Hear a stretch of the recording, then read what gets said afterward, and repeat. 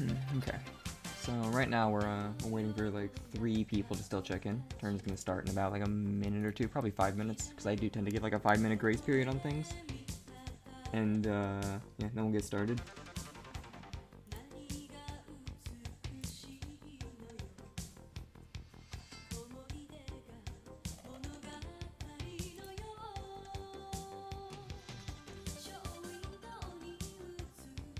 See, did I put Hayyel to play early? Hayyel's currently up at like the round 2 seed. Cause I mean he places high, so naturally he's got a higher seed. And then Milky Power's never joined, but I know that she's strong because I've played against her a lot, so I put her higher as well.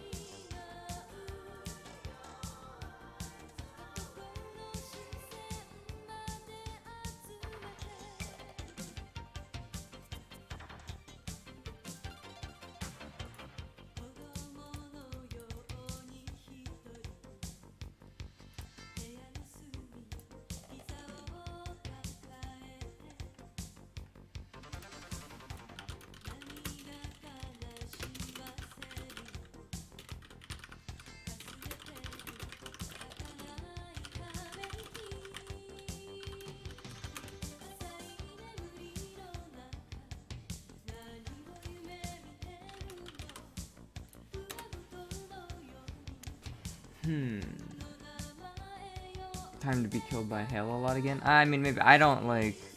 What I usually do is I wait for everyone to finish checking, and then I manually seed the people who have been placing higher on opposite ends of the bracket from each other, because that's just general practice when you're making a bracket. That you want to put the people who are have the best kind of history up higher. Like imagine like there's a tournament between like Tokido, Daigo, and then my dog and my cat, and it's like you want to put Tokido and Daigo on opposite ends of the bracket, because if they fight each other in round 1, one of them's going to losers, and then you know, and then my dog or my cat gets a much higher place than they deserve.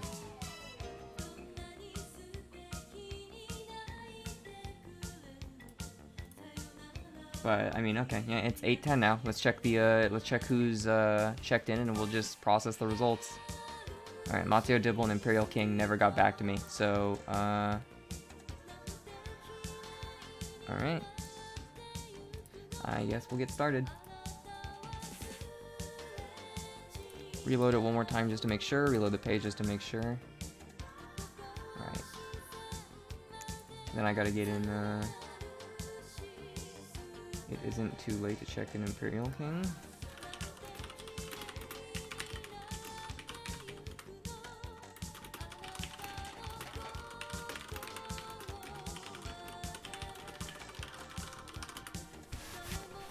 All right.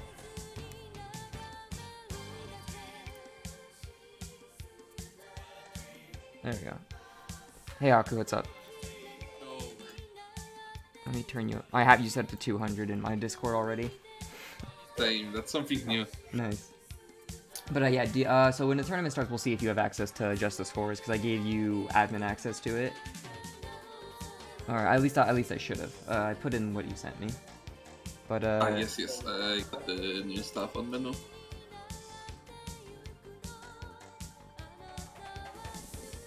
But yeah, we're 2 minutes over right now, so I'm giving people a bit of a leniency window, but I'm about to get started, so if whoever hasn't showed up doesn't show up in like 30 seconds, they're out. I'm also going to try to do something where because there's always so much like just dead air in between matches, so I'm going to try to fucking like regularly put like random music up in between as well, so there's not just so much dead air. So having you help with the bracket gives me I can manage that as well. Yep.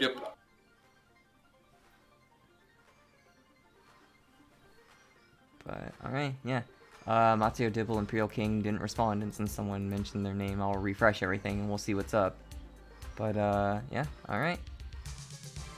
I need to be, you know, as a tournament organizer, I need to be firm but not unapproachable, and I can't just give everyone 10 years of leniency. All right, so processing check-in results. And that means we currently have a bracket that looks like this. So let's pull these up. I think Arto had said that he notoriously has a bad connection with Poktamor, so we'll move them somewhere else. We'll do like this. I'm not trying to like bracket stack for anybody, but if someone has said in the past, my connection with this person is horrible, I don't want to put them in a position where they're gonna have to play each other back to back to back to back. Let's see. Everything else seems like it's probably about fine. Milky and Hayyel are up in the topper seeds, yeah. And then with how things are going with this tourney, I'll probably do like one of these, other off stream, one of these, the rest off stream. That gives us 1, 2, 3, 4, 5, 6, 7, 8, 9, 10. So we'll probably do 1, 2, all of round 3, semis, finals, and then we'll do all of losers 3 and up. So losers round 1 and 2 will probably end up going off stream. Absence and Gorilla always play every tourney? Oh, do they? Okay. There you go. Now they're on opposite. Now they're on opposite ends of the. Now they're on opposite ends of the fucking bracket. It's even fucking better because Necro and Riven are both f-ryougi players. Oh, are they? Oh shit. Yeah. Nice. So they both get a fight of fucking Ryugi play. All right. So this looks good. I think this is a good bracket. I don't think anyone's gonna have any qualms with that. So I think we can get it started.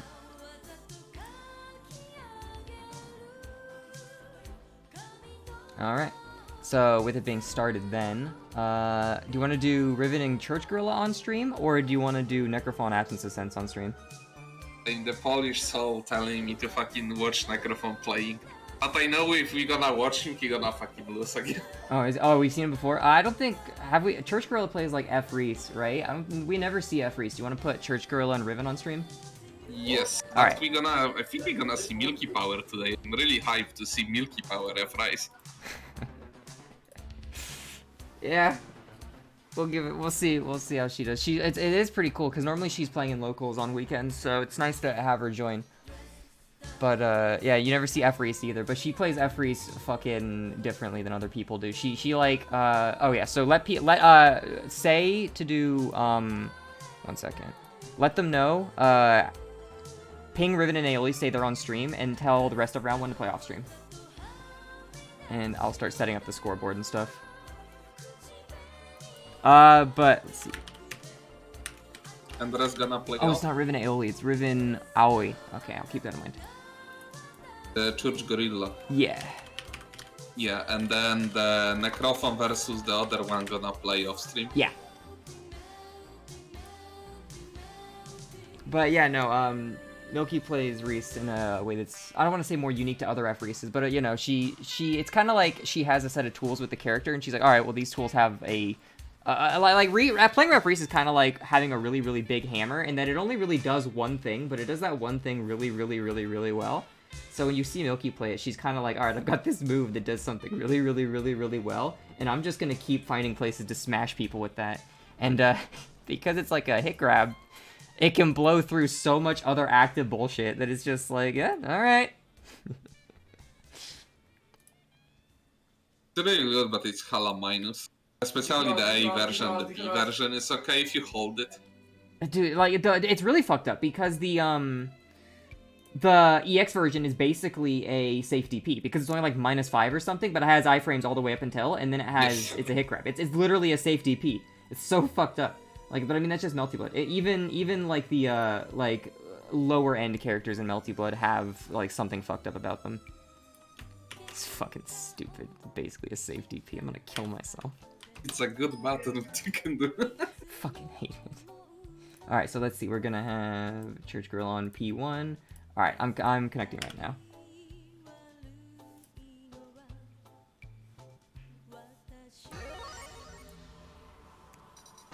Alright, tell me when you're all synced up, and I'll tell them they can go. Or when they're all synced up, you can actually tell them they're ready to go. That way I can keep the stuff on the stream for the whole time. But okay, yeah, so we're going to be seeing, it looks like, Church Gorilla on f-ries. I thought Church Gorilla played what's her nuts? f-ciel, but maybe not, maybe not. Okay, I'm synced up. Are you good to go? Yeah, I'm good to go. Alright, let them know that they can go. But, yeah, no, this is gonna be an interesting matchup, because it's like, the thing about, okay, so here's the thing about Ryugi. The Ryugi tends to be not a very powerful character when it comes to, like, mix-ups, or having, like, tools to deal with a lot of different scenarios. Ryugi's very much one of those characters who's very, very good at, like, traditional neutral, because she's got big disjointed normals, so she wants to be on, like, the same, like, vertical height as you. On the ground, she's got really good pokes, and in the air, she's got really good pokes. But Reese finds herself in the exact same, like, situation, where in the air, she's got really good pokes, and in the ground, she's got really good pokes. But Reese is kind of more of, like, able to power through, and Ryugi's got a bit more mobility to her. So both characters kind of want to do the same thing, but they have to move around to do that same thing really differently. So here we go. We already have... let me turn my volume up a bit. We've already got Ryugi putting Church Gorilla in the corner. There we go. Getting him with a wreck of picking him up, bringing him back down. 3.3k, 3.4k damage, 3.5k damage. Doesn't have a knife, but he's going to go back in. Gets a throw. Is he going to turn this into a throw loop? Reese actually wakes up slow enough that you can do a throw loop, but no, he's going to do a easy 2B to get in with a meaty. Reese comes in with the DP, but it is a safe DP, so it didn't get caught. Tries to push a button when he lands. I'm an F-moon. I can push buttons when I land, but no! Gets hit, but not able to really confirm it. So here we go. Reese coming in now, missing her button, so she isn't going to be able to keep Ryugi in the corner. There we go. Ryugi starting to mash out of the corner. Getting with a low. Reese probably trying to jump out. First round going to end up going to RivenAoii. I'll just say Riven. But the round start. What did you say? Bugged run start? Yeah. Oh shit. Mine looks good though. Are you... It skipped for a bit, literally fucking froze in place and the fucking moved. I'll keep commentating because mine's still working. So there we go. So we hit up with the back end of that because the JC on Reese's the big swing she does actually just hit behind her, and I think you can charge to have an even more disjointed hitbox. So it's really, really good at that. Reese doing a really good job of trying to keep Ryugi trapped in the corner, but not able to get her. Ryugi going to blood heat right there, getting all that red health back, kind of evening the playing field. Using an EX move to pick up on this, hitting with the initial Rekka hit. I think a pro rate's kind of hard, but he will get something out of this. Yeah, 2.8k. Reese coming out of the corner, misses the JC, and Ryugi gonna bring her back over to the corner. A little bit of damage, not a lot, but enough to secure a health advantage to the point where Reese is gonna have to be the one to approach Ryugi. And you can tell that he's looking right now. There we go. Ends up getting punished though with a 5v coming down from Reese. A lot of damage. That's what Reese does. Comes in over the top, gets with an overhead, brings it back down. Is this gonna be enough to kill? Yeah, it is. Because F-Reese just does an absolutely absurd amount of damage. Like, she only really needs to confirm 2 or 3 hits, and she'll do upwards of 3k, just because of the way the pile bunker changes anything. There we go, game slowing down a bit. Can't tell that's on my under theirs, because I am doing something a bit different this time. But, there we go, Ryugi putting Reese into the corner, taking her up, bringing her back down. Doesn't have the knife on him, not going to pick up the knife, going for just some basic pressure. Reese bunkering up, she's, no, Ryugi's going to recover. Tech out, put him back in the corner, but there we go. JC comes down and hits, and this is going to be a lot of damage. No, not a lot of damage. Doesn't confirm to the pile bunker, maybe misses the input, maybe goes for a trying to catch Ryugi redashing in, but not going to happen. Ryugi coming in, blocks the overhead, going in for a poke out, Ryugi jumps back. Wow, it's so insane to see f-ries with 5B coming out of pressure, because I'm so used to seeing characters who don't have normals as big as Ryugi's try to like kind of back off of f-ries, and f-ries just pushes 5B and it always puts him in block stun, but Ryugi's normals are actually so big and it pushes her out so far that she can actually outrange the f-ries 5B she needs to. There we go, catching f-ries, coming back down, gonna charge a little bit, try to build up some meter, but not really gonna get too much meter out of it. F-ries, there goes, good for no. JC ends up hitting, but not able to get too much off of it, catching the jump out, but doesn't confirm into a hard knockdown, blocking in the air, and right now, f-ries could charge up a bit of meter and try to go into heat if she wants to get some of that health back, but no, not able to find the opening for it. Gets knocked back into the corner by Ryugi. Ryugi catches the landing, and that first round gonna end up going to Riven. Alright. So, second game we got going on here. Riven coming in, getting an air throw on Reese right at the bat, dashing him with the really, really long air dash, coming in, grabbing with the air throw, bringing it back in the corner, catching with the 2B on wake up, maybe Reese trying to jump out, but either way, gets hit, put into the corner, 3.2k damage, 3.4k damage, goes invalid, but not able to tech out, 3.8k damage in the corner. Ryugi has a perfect health lead right now, 100% of the HP, but there we go, Reese comes out, finds her opening, jumps in, throws him, gets it with a meaty 2A, and there we go, 2k damage off only 6 hits. Coming in again, hitting with an overhead, this is going to be a lot of damage, 4.5k, able to get a counter hit because Ryugi, he drops the combo, and Ryugi trying to tech out, ends up teching out, hitting a button though, and getting counter hit by Reese coming back up. So that's just going to end the game for Ryugi right there. A ton of damage coming out on Reese. There we go, Reese jumping up, coming back in, trying to like kind of get Ryugi to maybe whiff one of those JBs he's got coming in, and then get him with something on the way down, but he's just not able to get it. It's like the active range, but there we go, comes back down, hits it with the JB on the way down, counter hit, but not able to confirm anything. Is in max mode, so if Ryugi does land a hit, she can burst out if she needs to. Getting hit with the low part of the Rekka though, not bursting, coming up, going for a DP. DP doesn't get punished, so he doesn't need to use his burst. Comes out with 100 meter. There we go, gets a counter hit with the 5B, bringing Ryugi back over to the end. The amount of range on the pile bunker is absolutely insane. Goes for a left right, actually ends up getting the left right, pile bunker Ryugi into the corner. What's for breakfast? Comes in over the top with another charge overhead, and Ryugi just doesn't block it. So that's gonna be a death. Second round gonna end up going to Church Gorilla. Fucking love the 2-3-6 into hop. The double hop one. Oh yeah, yeah. Where you go really over the top fucking of people. cool.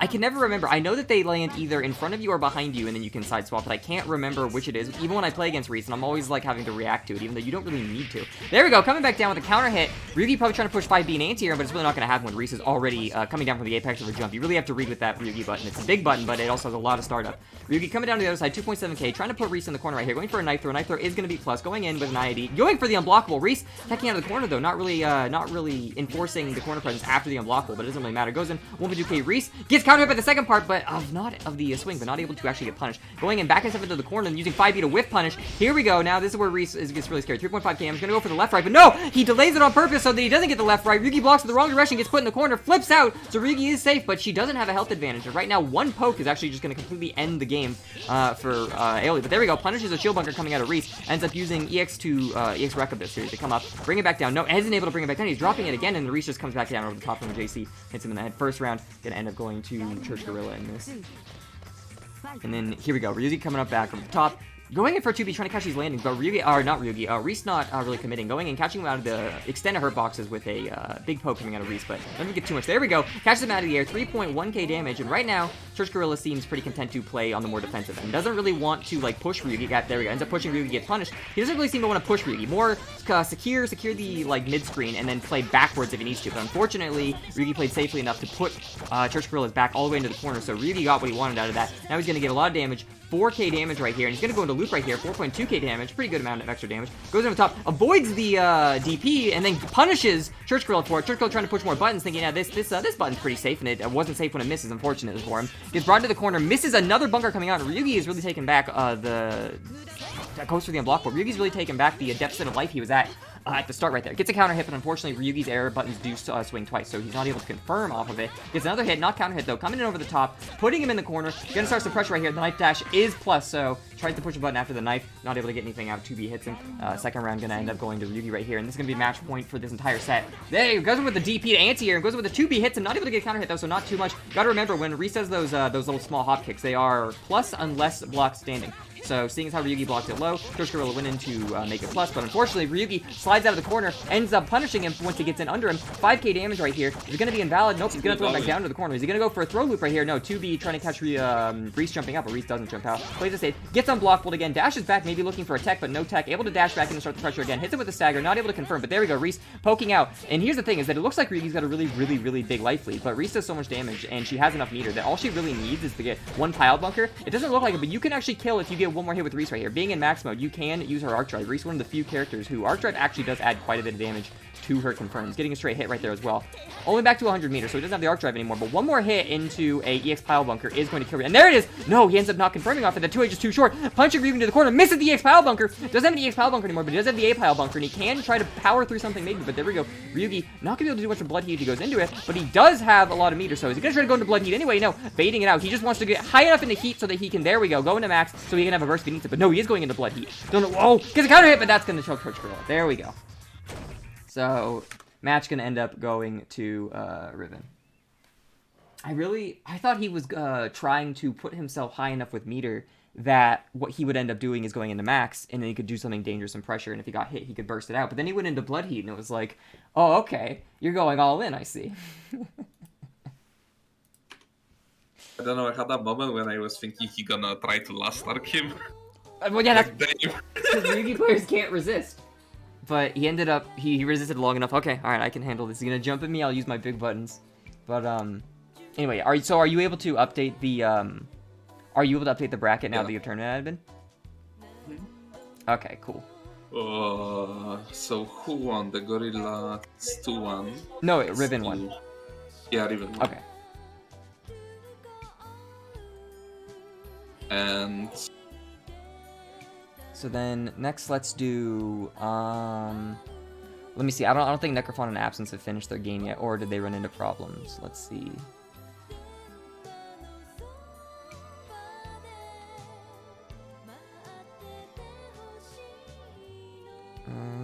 I'll go into general in case someone's pinging me. Actually, Necrofon says he won. Okay. So, the next people we'll do on stream, let's do Arto versus Allen on stream. And, wait, Allen plays RiouGi though, doesn't he? That's too many RiouGis. I don't know who Allen is. Like, I don't know this person. Does Necrofon play Ryugi? Yeah, Necrofon is Ryugi player. Okay, so no matter who we watch here, we're gonna be running into a fucking Ryugi player. So... I mean, you can watch Poktamor, you're gonna get a h-kouma. We saw him a lot last time, though. Alright, so let's do Arto versus Allen. We'll get another Ryugi player in there, so... we'll do Arto versus Allen on stream, and then, everyone else for winners round 2 off stream.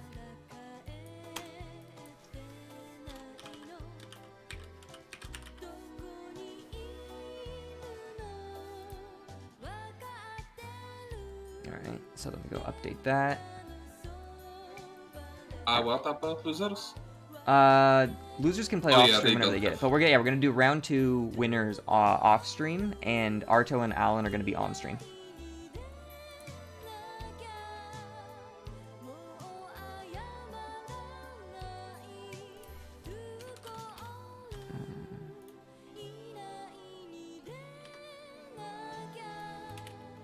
One second, I'm gonna reply to this and then.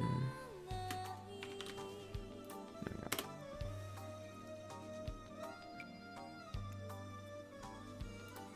Okay, so I got the stream all set up. So we're just waiting for Arto and Allen to get in game.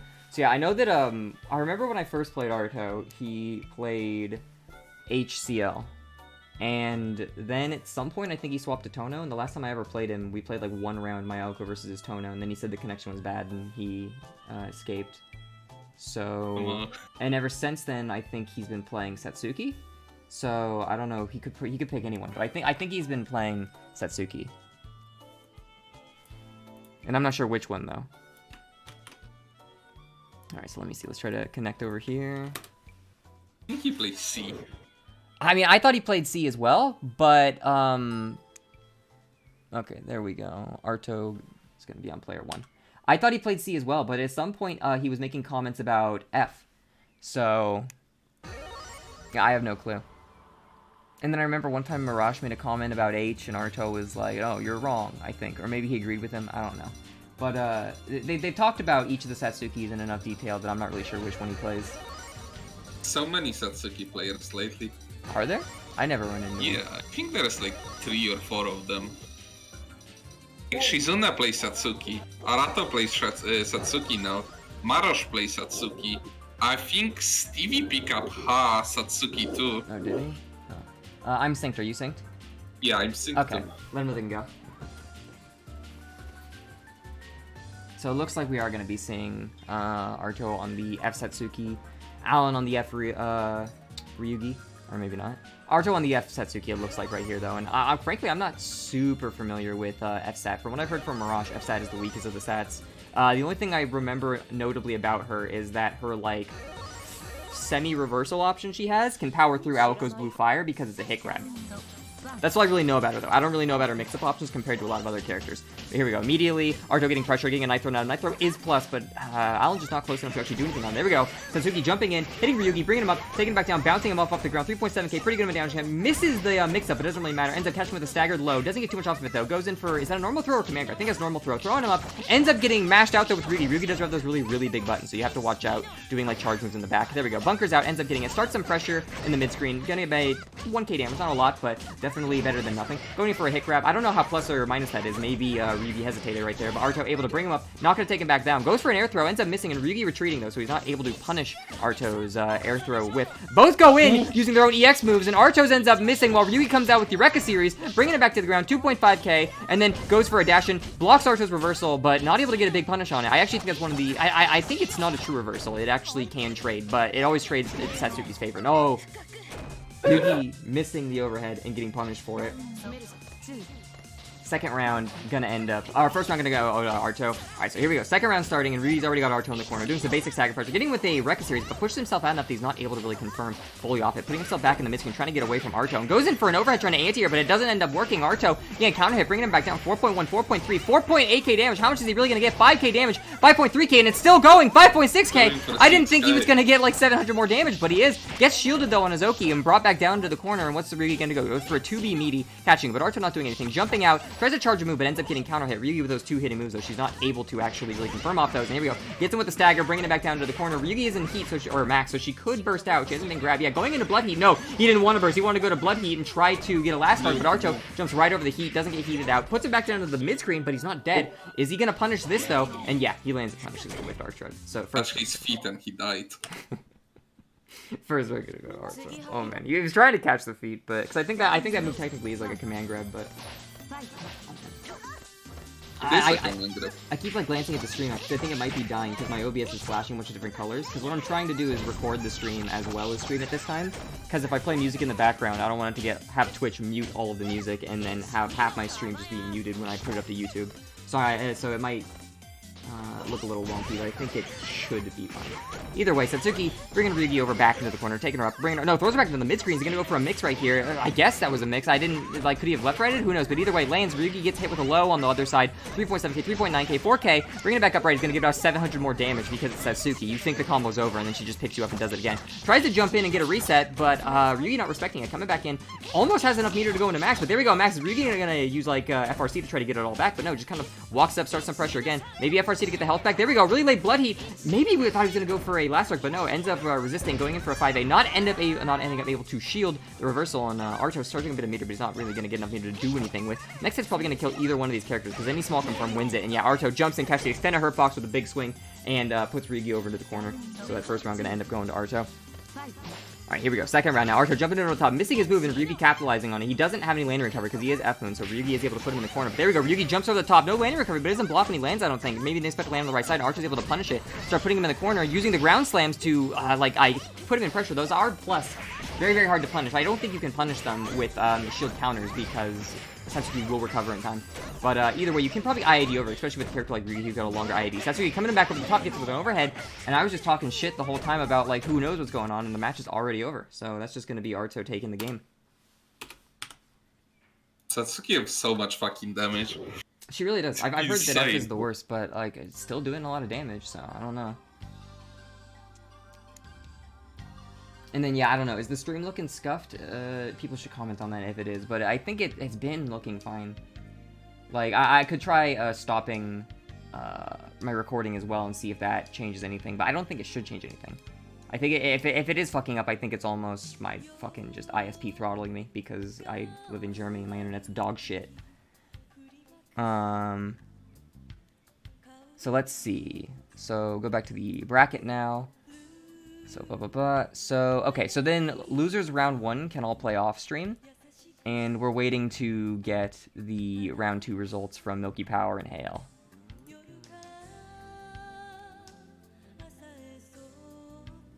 Looks great. Losers round 1 off stream. Yeah, losers round 1 can play off stream. And then we're just waiting for... Okay, so Hayyel just finished his match, but we just saw Arto on stream. But we're going to be watching all of round 3 anyway. So, let me see. Looks like, I guess Milky and Necrofon haven't finished yet. So, we'll do, Hayyel and Arto again, just like right now. So, yeah, tell Hayyel and Arto they're going to be updated.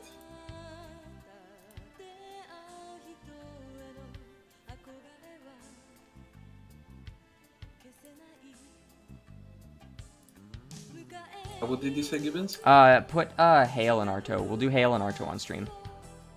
Hayyel and Arto on stream. Yeah, we're gonna do losers round 1 off stream, and then it looks like Milky hasn't finished her game, so we can't get her on stream yet. So we'll just do the next game in the winner side.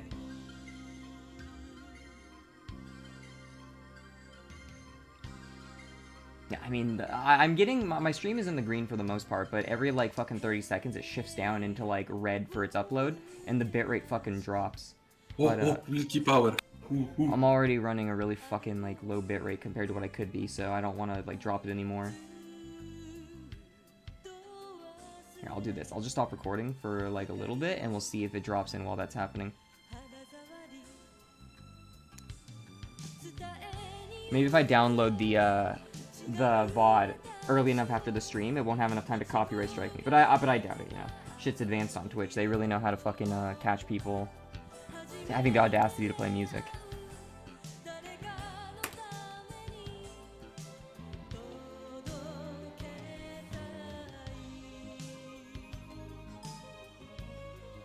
Alright, so it's gonna be...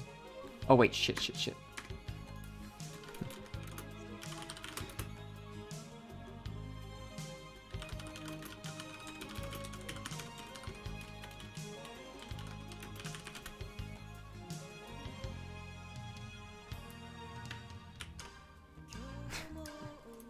I accidentally used join instead of spectate when I like looked at Hayyel's game.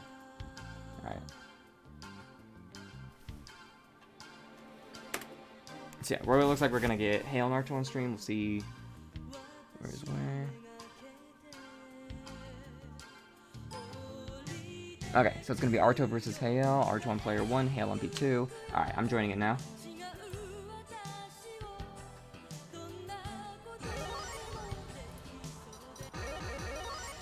And it looks like the stream is still dropping down to like shitty levels of upload. Get this out of here. The stream is still dropping down to shitty levels of upload. Even if it's not. What's the word I'm looking for? Recording. So I'll probably just keep recording as well. In the off chance that it does mute my whole fucking stream.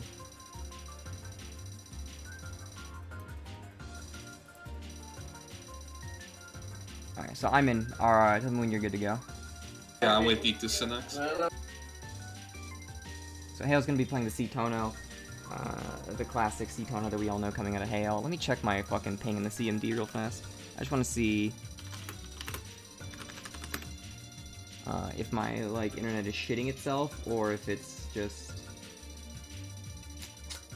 my ISP like fucking with me. Yeah, we could. Are you good to go? Yeah. Alright, let them know they can start.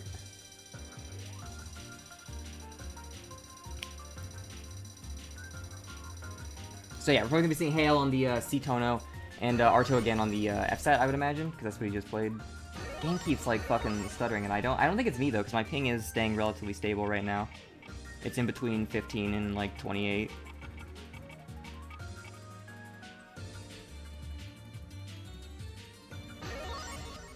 So maybe it's their connection, who knows.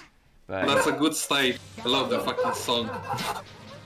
alright, so here we go. Hayyel versus Arto starting up. Arto already starting putting Hayyel in the corner. Hayyel protects his face with those JCs coming out of Tohno, jumping up, getting a counter hit. Not a counter hit, but a charge JC. Gonna bring him up, take it back down. No, he's not gonna take him back down. He's gonna miss it. Try to get him with the JA, but he's not quite able to reach him. Arto ends up shielding the donkey kick coming in from Tohno and able to put him down over into the corner, getting 1.5k off of his shield. Not a ton of damage, but he's able to like kind of turn the tide using a defensive option. Tohno does have the health advantage right now, so you can see Hayyel playing more defensively, playing back, trying to protect space, forces c-satsuki to approach him. And there we go. Goes in, grabs her, puts her back down into the corner, goes for a donkey kick, keeps him at a safe distance, so c-satsuki's not able to punish it. Jumps up, c-satsuki ends up getting counter hit, and it looks like Hayyel right here is going to be going for Oki, not damage. Using as much meter as he can to get as much damage as he can out of this and still get the Oki. Ends up with himself in the corner, but he is able to catch out c-satsuki with a staggered hit. Ends up bringing her down. c-satsuki not going to die, but he will fake his JC meaty and then come over the top for and throw her in the back. So that first round going to end up going to Hayyel.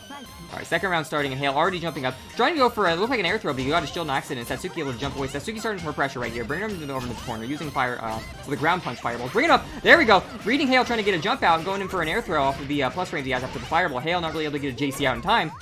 Gonna get brought down to the corner. Going into Blood Heat. The Blood Heat is actually an unblockable. That is something that c-satsuki can do. When she goes into Blood Heat, she can actually create an unblockable for a lot of damage using her Arc Drive. But the thing is that because Hayyel jumped and took that JB that Arto did, it actually threw him out of range. There we go! Going for the Tohno Classic, shielding the DP, and then the DP ends up missing because c-satsuki actually low profiles it entirely. Hayyel gonna get punished for that 2.9k out of a punish. Here we go, showing some stagger pressure. Going in with a high, ends up getting him with the overhead, and Hayyel dies fucking not even able to do much damage to c-satsuki really that round. Destroyed. Absolutely obliterated. But anyway, Arto coming back into the top. Hayyel trying to protect some space, but predictable. Trying to protect space a little too predictably. Getting brought down into the corner. Lane trying to push a button, and Arto hits it, but he's not able to really confirm off. It goes in, air throws him back down into the corner. Arto gonna bring him up, not take him back down though, just bringing him up. Then Hayyel playing back. He doesn't have a health advantage, so he's gonna have to go in, and there it is. He found his opening. Goes in, counter hits him with a JC, bringing him back down into the corner. Going as an IAD over. There's the IAD I was looking for. Tohno, that's what they do. They like to fucking run up and try to NTR you, and then put you back down into the corner. Getting some Oki on him, throws him back down over into the corner. Jumps over the top, trying to bait a throw break, and gets it with the JC, but not able to confirm off because it's not a counter hit, and he's a little bit too far out. Getting that hard knockdown, going for a ground tech, and then yep, he ends up taking the bait. Ground tech's out, and then oh no, but he is able to get enough meter to burst out, putting Tohno in the corner now. Looks like he's going to start running his own game plan. Being a f-boom character, he's not going to get the enough meter to heat probably for the rest of this round. So he's really going to have to kill Tohno in the next 2 shots that he's gotten. There we go, counter hit JC. Will he get a kill off this? I don't think he'll get a kill off this, but he will get a lot of damage. And he will start building enough meter that the next kill, he just runs up and meaties it. What is he doing?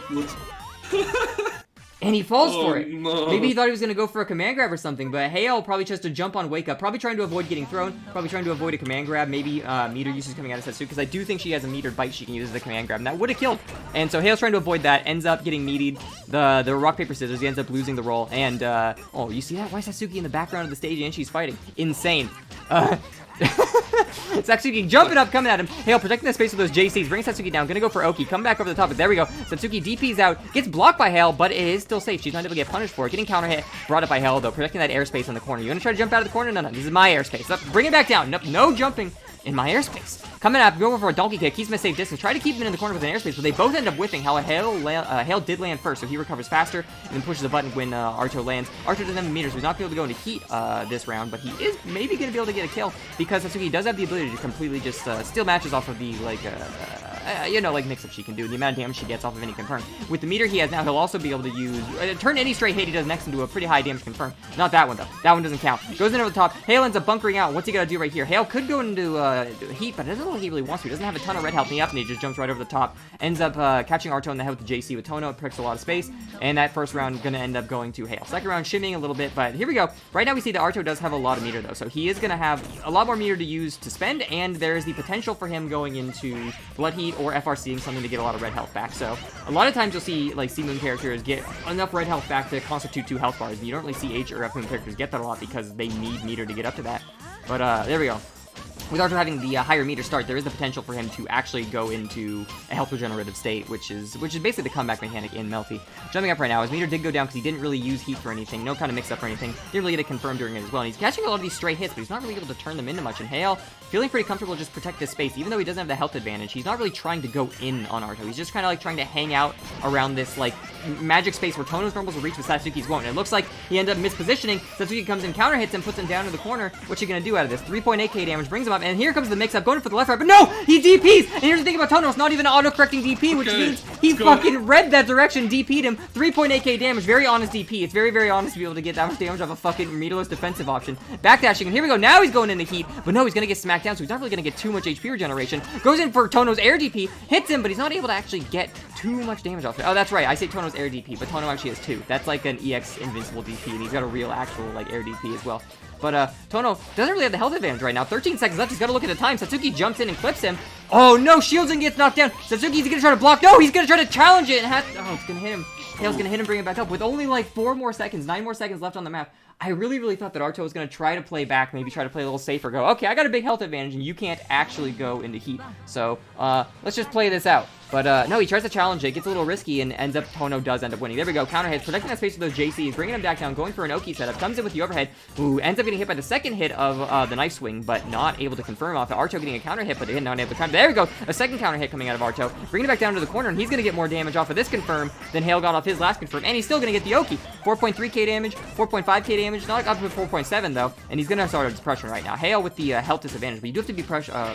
You have to be pressured. No, you have to be careful when you're pressuring Tohno, because he can DP at any point in time and trade with you, and it's really, really dangerous. However, it is interesting because you can get cut out if you are able to bait it, but Satsuki is a very close range pressure type, so it's difficult for her to like bait it without getting herself caught out. Just trying to move in and out. Tohno ends up though spiting himself out of the corner, goes in for a mix-up, but no, Arto just reads it, completely disrespects it. What are you gonna try to side swap me? I get mashed out, idiot. I'm not even far enough away from the corner. There's the DP we're talking about. Goes in, but oh, because he cancels into an ace DP, he's not even able to get as much damage. But left rights Arto over the top. Arto tries to catch his landing and grab his foot, but Tohno jumps right over the top of his head, kicks him in the back of the head. No pushing buttons when I'm over the top. You all right, kid? Beat it. And then Arto comes back down over the top right here, hit Tohno, puts him in the corner, but there we go. Tohno jumps out of the corner, gets with the counter hit, jumps up trying to bait it first, but Arto doesn't burst. What is Arto going to use his maximum for? Is he going to try to burst out of pressure? Is he going to burst out of this maybe, or is he just going to save it and maybe try to go into blooded? Nope, he tries to burst out there, and Hayyel does bait it, but no punish. Arto able to use the fact that Hayyel failed to punish to bring Hayyel up, but not going to get too much out of it. Now both characters don't really have any meter. So Arto gonna be completely free to bring Hayyel over to the corner right here and not have to worry about a heat. He will still have to worry about DPs though. Jumps up and misses. Hayyel goes for a throw on his landing, but he ends up missing it. Hayyel goes for shield. Arto, because he's sitting there playing some good Sashikishi, just waiting to see what Hayyel does. He's able to see the shield, identify it, and then punish it with the low button coming in on top. Right now he's got 207 meter, and Hayyel, he can't actually heat out right now. Goes for a sweep, but Arto a little too high, a little too early. He's unable to punish it, and Hayyel gonna come in over the top right here, trying to bait something, but nothing happens. Arto, all right, he's kind of feeling him out. There we go. Goes for the jump out. Doesn't really get out of the. Okay, now he's out of the corner, but Hayyel punishes that landing with a 2C, bringing Arto over to the corner. Not gonna get Yoki off this though, and Arto does have meter, and off f-sats, that is something good to have. But no, Hayyel sees him, jumps in the air, and matches his button push with the fucking EXDP that Tohno has,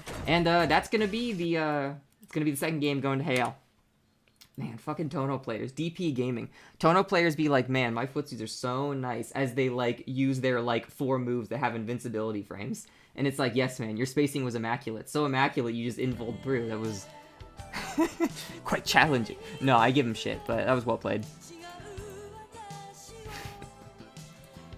Man, why do Tohno players got so many goddamn DPs? They all get such good reward, too. It's not even like CL, where she has like 1,000,000 DPs, but they don't really do that much. They do more than average, but not like that much more. All of fucking Tohno shit does 1,000,000 damage. Alright, so, can you let losers round 2 play off stream, and then tell Milky and Poktamor to go on stream?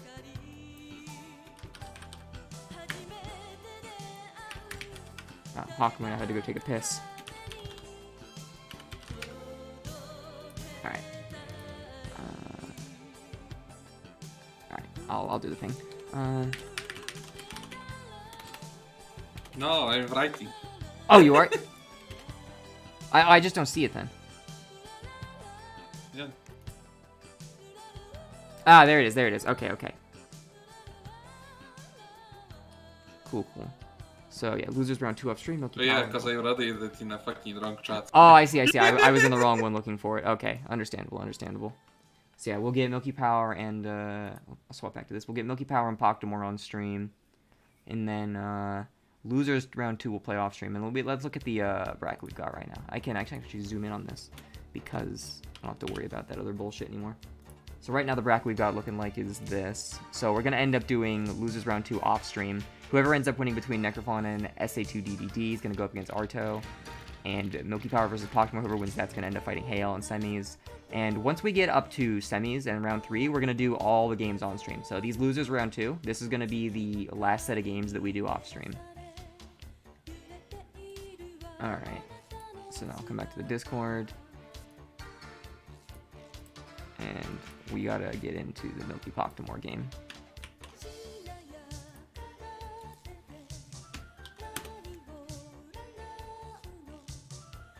Whenever they get in. Alright, spectating Milky Power versus No Name. Yeah, alright, cool. Milky Power is gonna be on P1.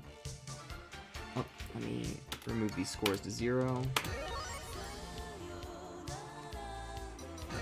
Damn, real exciting to see Milky Power. Isn't she your waifu, Haku?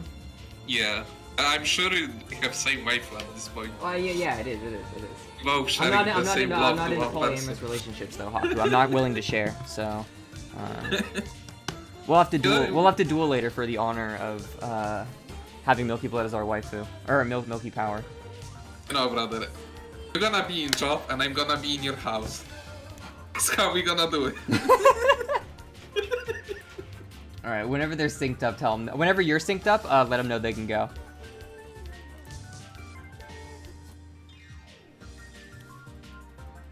I wonder... Man, this is gonna be a funny matchup, because Reese really, really loves to power through shit with the pile bunker and just, like, find good spacings and power through how big and disjointed it is. And, learned it the hard way that you cannot do 2-3-6 fucking C when they do a fucking 5A mash. Oh, you can't? Interesting. Yeah, you can't. But one thing I'm thinking about here is that h-kouma has a lot of like super armor on his Rekkas and a lot of his movement options. So if Milky Power goes for a pile bunker and it hits Kouma super armor, will it actually pick Kouma up, or will Kouma super armor through and then hit her in the head when she tries to go into the hit grab state? That's the thing we gotta look for. Kouma right here going up over the top of Milky, coming back down in front of her. He doesn't have a health advantage right now, but there we go. Goes in for a command grab. Milky just jumps over the top of it. Shields her, but Milky has an F-ing character, so she able to land in the corner and block. Hits him with a counter hit 5B pokey and putting him all the way over to the corner, just walking over menacingly. Jumping up, protecting that space with JB, so he's not really able to hit her. Coming down, bringing him back into the corner. How much damage is she going to get right here? 2.8k. One more damage is going to kill. Going in for just some 5B post, catch a jump out, and there we go. Another counter hit out of the air.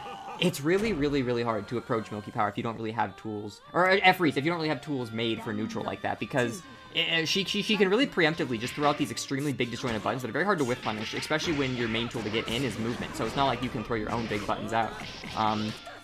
So it's really, really difficult to deal with, but what K-pop told me and what I've kind of started to apply when I have to fight Reese's myself is often when I play neutral with them, I don't tend to aim for Reese, because Reese has such big hitboxes that she can protect a lot of space really, really easily with very, very disjointed buttons. So when you fight against Reese, key that K-pop told me is you don't really want to aim for Reese herself. You want to try to aim for the potential extended hitboxes. Because if you're swinging for extended hitboxes she has, which are really big, you can oftentimes stay out of her own ranges while and like throw your own buttons out without too big of a risk of whiffing and getting yourself whiff punished. And if she throws a button out, you can catch them.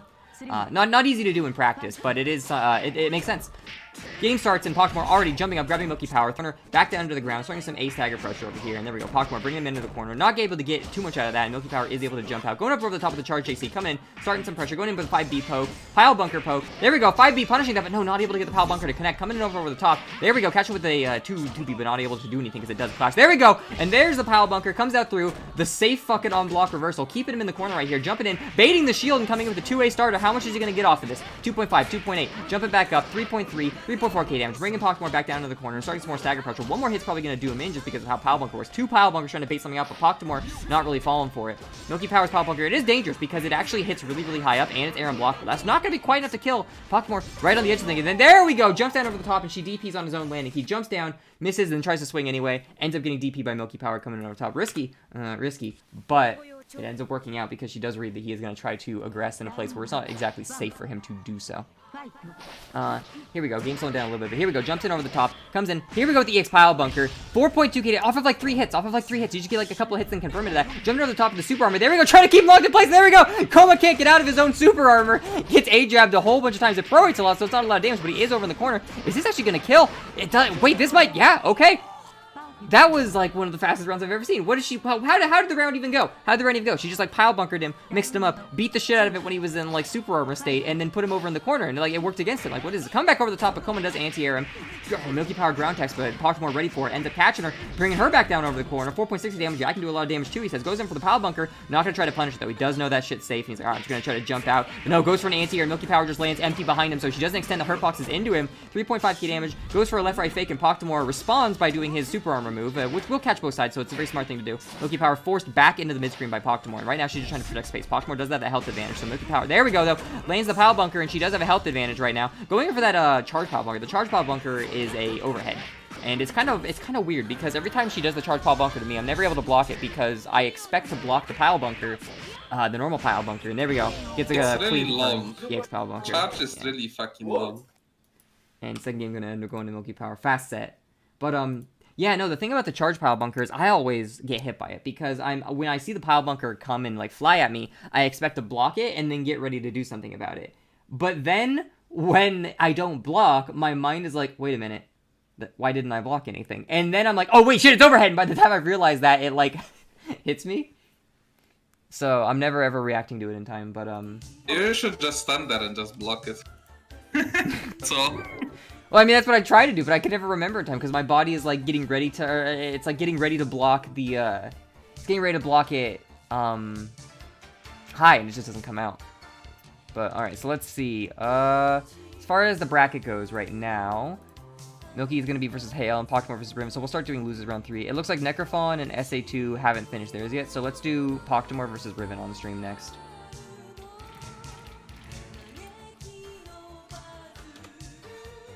So, yeah. Nice, nice. And I'll get their names set up in... And I'm happy that I see Poktamor actually doing more than fucking 2.5k damage and 3.2k damage. One time when he did actual combo and I did 4.8k damage.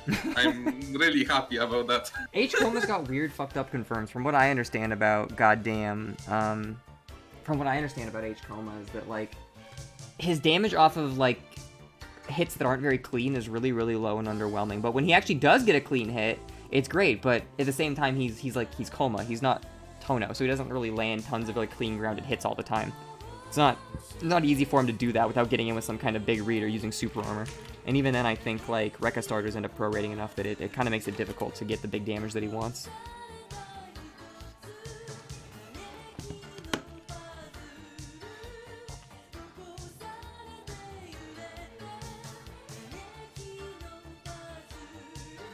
Alright, trying to connect. Apparently they're having a bit of a hard time connecting. I think Poktamor is far Eastern Europe, so if someone's like on the more western side and then they play against him, they probably... Yeah, they said they have a shit connection.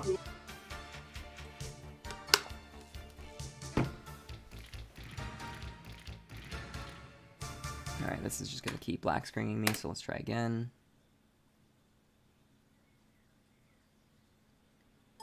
There we go, we're in. Riven's going to be on P1, Poktamor's going to be on P2. Set that, save it. I guess my will not load today. Oh, is your caster still not bringing you in? Is the UDPD fucking panel waiting still? I will just watch the stream one. If mine waits too long, usually if mine waits too long, usually what I do is I just exit out and then redo it, and it will be fine.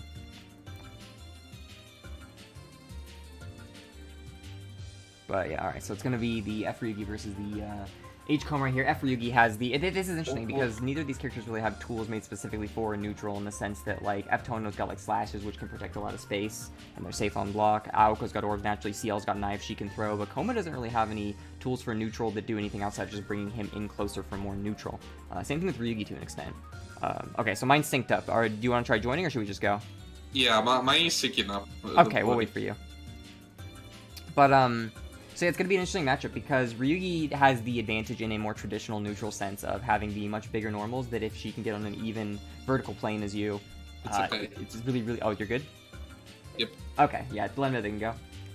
It gets to a point where it becomes very hard to get in and approach on her. So, but here's the thing though, is that kouma does have that 2B, which reaches up high, and because ryugi's air to grounds aren't great, her legs dangle down, it could be a beneficial position for him to try to force Riven to get himself up in the air, and then get under him and 2B him, and that'll work a lot better on ryougi than it will a lot of other characters.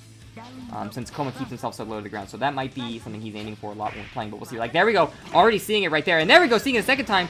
The classic ryougi has bad air to grounds, which she does. Ryugi does have very, like, not great air to grounds. Not because it's impossible for her to hit people on the ground from the air, but rather just because she has a green hitbox that extends so far down below the red, which is what you hit people with, that, like, it's very, very difficult for her to not get contested whenever she jumps at someone. Poktamor, 4k damage, going in for the command grab once he goes into heat, and that's going to be an instant kill right there. Yeah, alright, arc drive. So, perfect round coming out of Poktamor already. I love this arc, they're so fucking cool. And it's one of the few characters, again, that actually has, like, an arc drive that can be, like, used effectively. A lot of characters, they get their arc drive and, like, I don't really want that. But there we go, popping up over the top. Ryugi maybe trying to go for an anti-air. Ends up getting counter hit, 4.7, 5.1k damage over here. Goes in for an IAD. Ryugi doesn't block high in time. Ends up getting brought down into the corner, doing some basic kouma A stagger pressure. Coming in, rebeating, going in for some more stagger pressure. Trying to jump out of the back, Ryugi catches it. And kouma now putting himself in the corner, but Ryugi jumping back all the way to the mid-screen and trying to protect some space. Kouma just floating himself up. What is this, like, timer scam, multi-Hime tactic? Keeping himself in the air for, like, 10 years. Ends up getting a counter hit off of a stagger, but oh no, the game lags and he ends up dropping it. Ryugi one hit from death. They both miss their throws, but Ryugi ends up coming in and game slows down again. It looks like Ryugi's gonna drop this. Hooray for, like, fighting game net play, and first game gonna end up going to Poktamor. Delayed base net. I mean, I don't even think either of them are, like, playing on Wi-Fi. It's just that, like, they're just far away from each other, you know, and that's the downside of just fighting game net play in general. Like, it's unavoidable. This is why you gotta play locally if you can. Anyway, oh my god. Okay, so Ryugi ends up going for the tech out attack, which will throw people against the wall, but Poktamor ends up just super armor 3 because of the h-kouma super armor bullshit. Bringing Ryugi into the corner, but there we go. Ryugi knocks him back into the corner again, charges a bit of meter and dashes in. Poktamor hits him in the air, and there we go. Ryugi is with him again. Poktamor never really ready for that, it looks like, but Ryugi's not able to get too much off it. There we go. Going and doing some stagger pressure, getting him, bringing him down to the corner, 1.5k, not a lot of damage, but he is going to be putting Poktamor in the corner. There we go. Getting with the knife. The knife is plus, and Poktamor tries to contest it. You don't want to go for that because Ryugi can just snipe your feet, and Ryugi basically snipes the feet. Brings Poktamor up, gonna bring him back down. Is he gonna go for a throw loop maybe putting him, yeah, he tries to go for it, but Poktamor, he misses the neutral frame, and Poktamor is able to backdash out of the way. Now, counter hitting Ryugi and putting Ryugi back down into the corner with his newfound freedom in the mid-screen. Going in for a command grab, and yeah, throws him into the back. That's going to be enough to kill. First round going to end up into Poktamor over here. How much is insane for those fucking command grabs?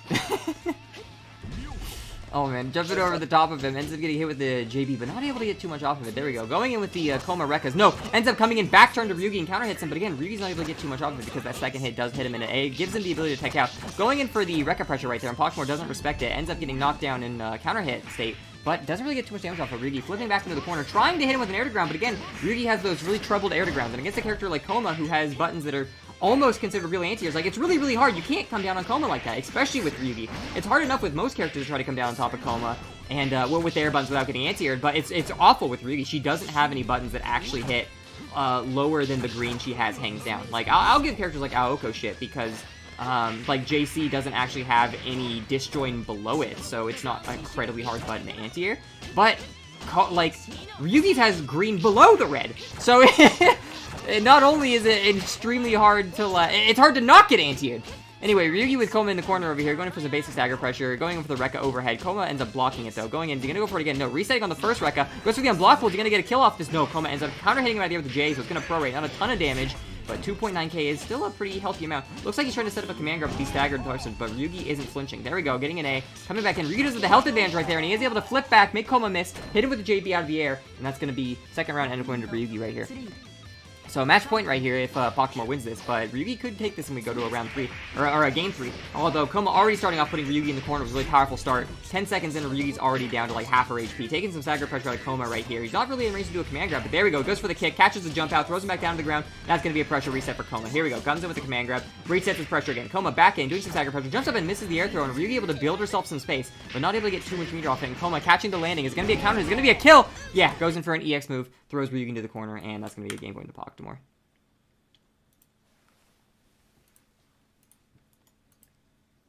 And it's unfortunate that the connection isn't great, but it's like, you know, whenever I do a tournament, it puts me in this situation where it's like, on one hand, I want to try to include everyone in Europe, so that I'm not being a racist, but yeah, no, it's I mean, any kind of lag is going to be inevitable in like a net play environment, so it's not like I'm like, we'll just not let certain people play, because it's like there's still going to be lag and it's not going to be perfect. But I always do feel bad when I'm like, alright, you play versus you, and then they join and they're like, oh, okay, cool connection, and it's like, yeah, well, I guess it's just kind of what happens. Alright, so here... Ping Arto now? Yeah, ping Arto and Necrofon. Okay. Yeah, we'll do Arto and Necrofon on stream, and then after that, we'll do Milky Power and Hayyel.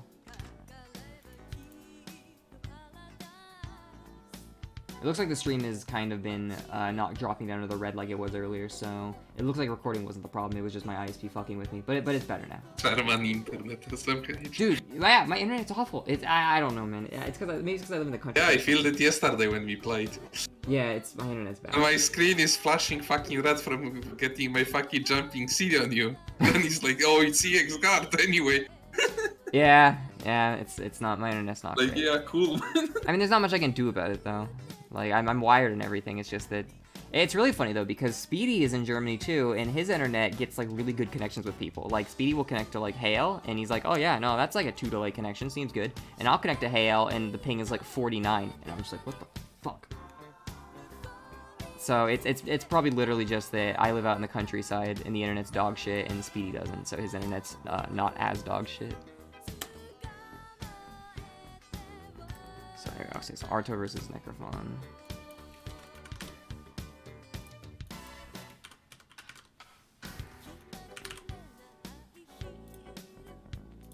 Save those up, and then where is this? This is okay, not loser semis. Loser semis is gonna be after that. Not in game, can't spectate. Speedy not in tournament. Yeah, Speedy didn't join this tournament because he's too powerful. It wouldn't have been fair. He needs to spend some time refining some more forbidden art.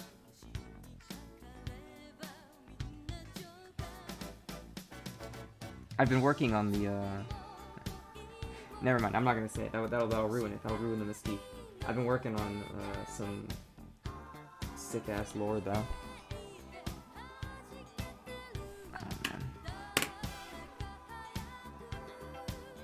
And I don't know, I'm coming back from work and I'm so fucked up that I don't know where I fucking live sometimes. Alright, there we go. Arto's gonna be on player 2, Necrofon on player 1. Alright, I'm connecting to him.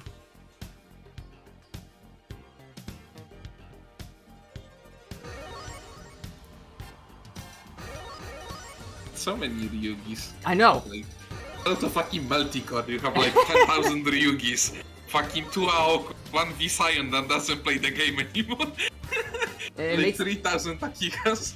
It makes you wonder, like, do the people who come to play Multiblood, do they play Multiblood and they're like, do they watch like whatever anime or fucking that Ryugi's from, and then they're like, oh, what games? It's just fighting games, and they see Multiblood. Like, okay. Is that's that what how I fucking. That's how I found the fucking Multi. Like, do people come from Kara no Kyokai, or do they get in Multiblood and then they're like, oh wow, like something about Ryugi just draws people to her? I'm not gonna lie, I feel like most of the new people now coming from Lumia, because Lumia is pretty dead right now. Yeah, so people are naturally coming to see how the older version was. Yeah, Lumina. Oh man, I can rant about that after this match. I'm sure like Lumina, a lot of people who actually stand and play RiouGi are just like Kara no Kyokai fans. or fucking Fate Grand Order fans. Yeah, all the fucking Fate fans. Yeah, if I ever do play Luma again, I'm... Fight game, let's go. They should just start adding Fate characters to type Lumina to revive it, because I don't think anyone who is like an old school multiplayer is gonna like really go back to it. That game is in a sad state. It's unfortunate, but it's whatever. Anyway, we got the game going on right here. Arto taking Ryugi over into the corner right now, bringing him up, taking him back down. Invalid combo, so we could have teched out, but he ended up not doing it. Maybe afraid of some kind of like tech trap going in. And no, he tries to catch a jump out, but it doesn't end up working. So Ryugi is a bit free to kind of run in. Man, goddamn, Ryugi's so fast, and she runs really low to the ground too. It's kind of insane. But there we go. Arto catching the jump out with a air command grab, brings her back down to the ground. First round gonna end up going to Arto. The F-sat, second game jumping up, trying to protect some space with these swings. Oh man, he's just IDing and Ryu's just running right under him. It's incredible how fast she can go and how low she can profile. Like, she just goes under him again. Like, Jesus Christ. Like, it always blows my mind every time I see a Ryugi player do that, because, like, f-ryougi, when she gets low to the ground, she runs as low as she looks, but H and c-ryougi run just as low as F, I think, and they don't look like they go as low, but they totally do. They can... And the amount of speed, like, distance she can cover just because of how fast she is, it really makes her a menace against characters who have moves that are susceptible to being low profile. Like, she can really safely, like, dash block in. There we go. Man, he's trying to get people with that unblockable so many times. That one actually confirmed because he used a low, which ended up sweeping him, but man, 5.7k damage off of 2 hits. That's actually insane. Fucking c-satsuki over here. Alright, there we go. c-satsuki getting brought out, though. Taking her up, bringing it back down. Doesn't have a knife. Gonna try to pick up the knife right here. Goes in for the overhead, misses on the second one, picks up the knife, but there we go. Not able to keep his pressure going. c-satsuki comes down, starts some pressure on Ryugi, ends up catching him out with a counter hit. First round gonna end up going to Arto right there. So many fucking plus frames on c-satsuki is incredible. I don't even know if there are a ton of plus frames. Again, I don't really know a ton about f-satsuki. All I know about her is that Mirage said she's the weakest of the Satsukis, and on the ratio list, if c-sat is up at like 7, and I think like c-sat is up at 8 maybe, and h-sat's at 7, and then he's like, well, no. He's like, f-sat should be at 5, that's how much worse she is, but I don't know. I trust her.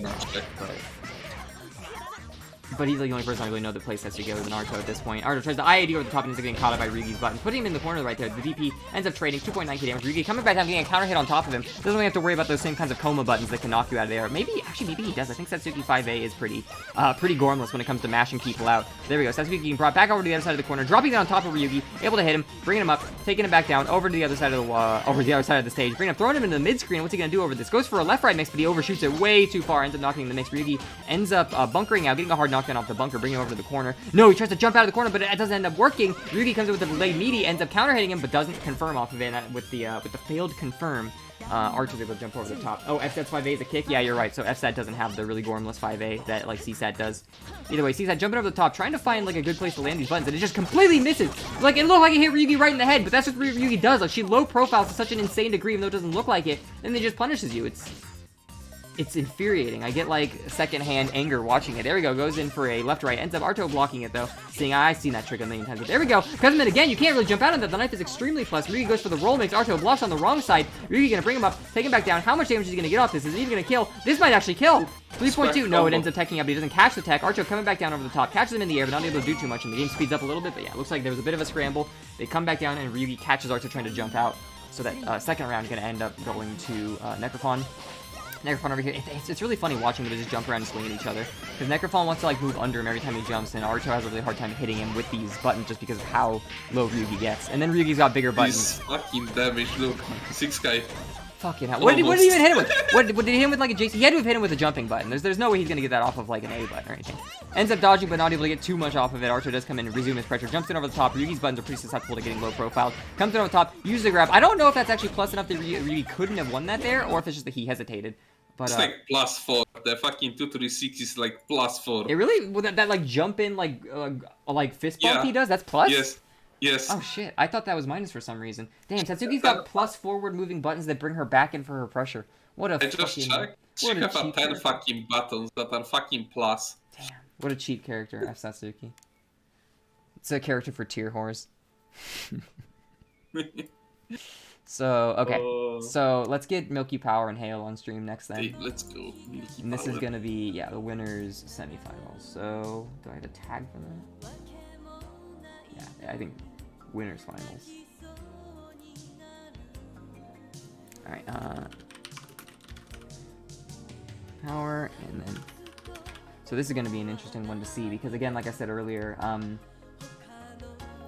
f-ries is one of those characters where, like K-pop told me, you want to like try to swing and extend to hurt boxes, because here's the thing, is that I know f-tohno and c-tohno are different, but I've played a good amount of f-tohno, and playing against Milky Power's f-ries with tohno, it's really hard to get in, because anytime you try to jump, she can just rise and then JB, and she's going to hit your Senate hurt boxes. And anytime that you try to like come at it with her with the ground, her 5B basically outclasses almost any button Tohno has. Even the sweep doesn't catch a lot of times. I think they barely just miss each other, and Tohno's got more recovery on his 2C than Reese does on her 5B. So it's actually kind of an interesting matchup for Tohno, in that it's really, really hard for him to like actually get in on Reese. It's actually probably a really boring matchup for Tohno, because he has to spend so much time with this understanding that he's not going to get in without like either a really hard read or without the Reese really fucking something up. So he has to play this really, really like slow defensive game where he just jumps and tries to hit extended hurt boxes and maybe catch out those, maybe catch out her 5Bs, but those 5Bs are,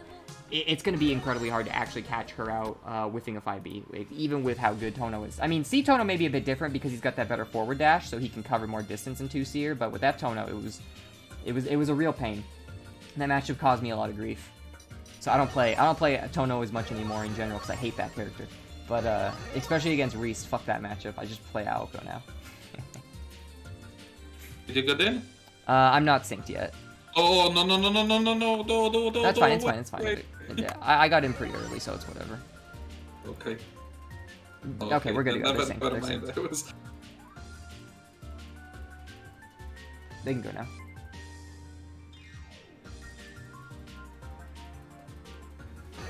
Unwinnable match.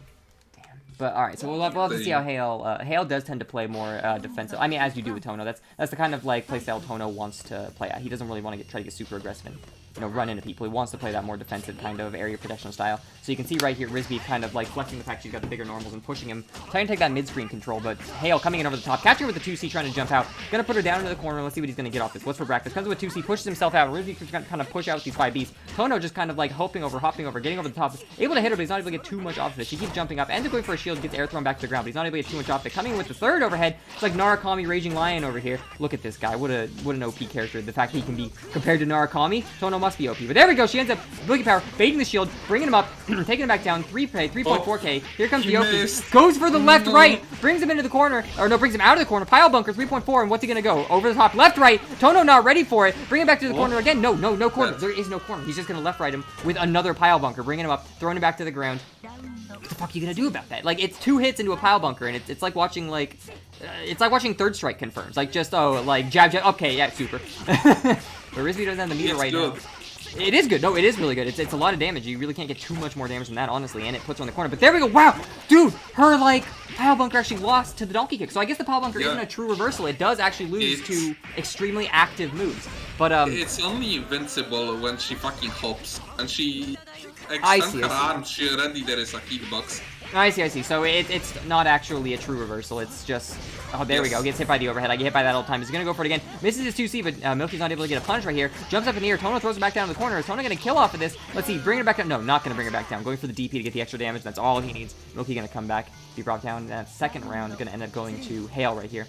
So here we go. Milky Power jumping up, trying to protect some space. There we go. Getting with the charge button, but no, Tohno IDs over the top of her grounded buttons. Comes in with that, and Tohno tries to jump up, but no! The second pile bunker isn't fast enough to catch him, and now Milky Power's just completely out of meter right here. She is aggressing on Tohno a little bit, trying to catch him out. There we go. Reading his jump out. Yeah, you're not going to come out of this. You're going to use a real anti-air versus this. Jumps up, baits the DP, but not able to get a punish off of it. And there we go. Ends up blocking the hop kick low, so it is plus, and Milky Power's going to reset. Jumps in with the overhead pile bunker, gets in with the non-overhead pile bunker. Tohno is in max mode here, but there we go. So he's going to come flying out right there. Hit her, but he's not able to get anything off. The second hit misses, and Milky Power is going to whip punish it. Trying to build a bit of meter herself, and she's just looking for another straight hit to try to go into the EX pile bunker again to run a mix-up game. Here we go. Gets it out of the air, but not even too much over there. There we go. Punishes the air DP, coming back down on top of Tohno, and that's going to be a round 1 going to Milky Power. Oh crap, is this going to be a first to 3 or a first to 2? I can't remember. It's winner's final, so it's going to be first to 3.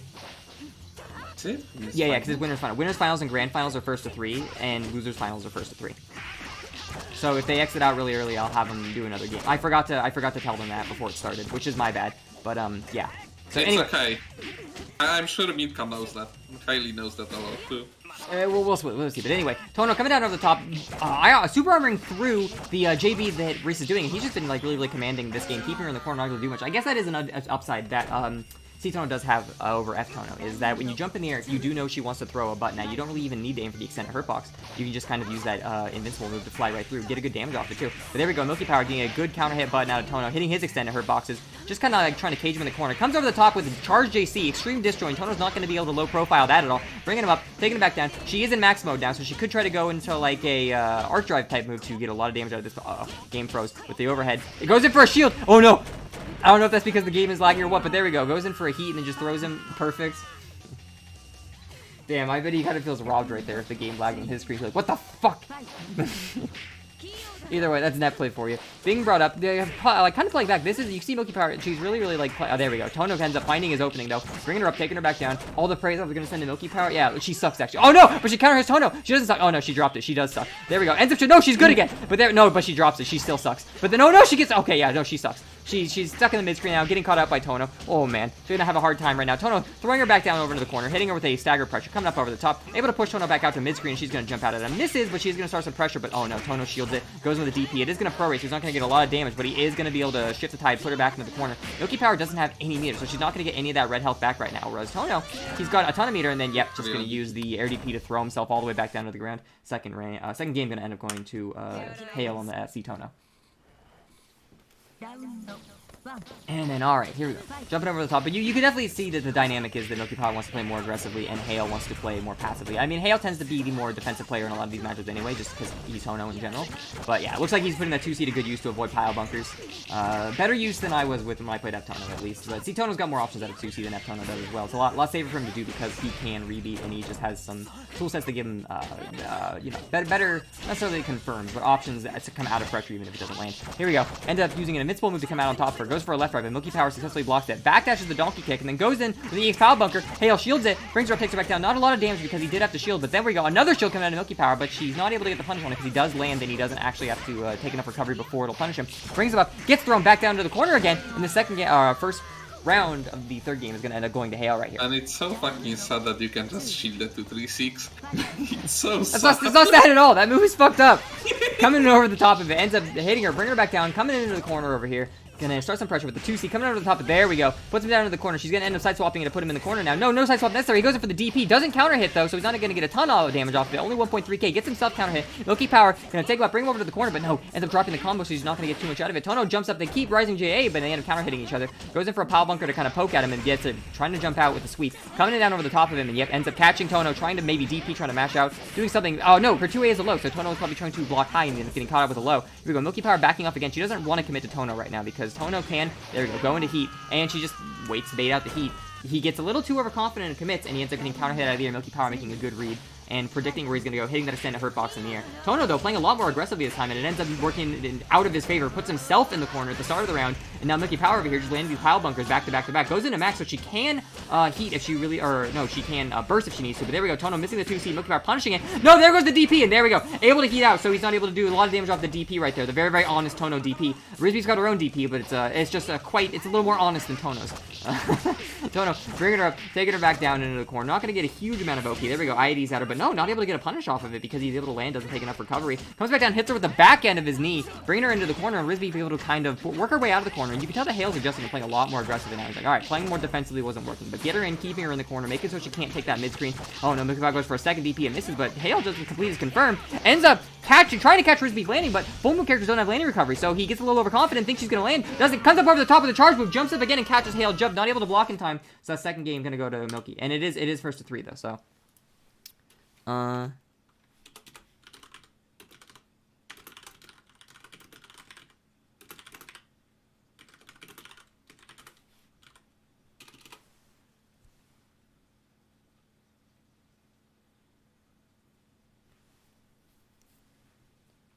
it's gonna be first to 3 in winners, finals, and losers.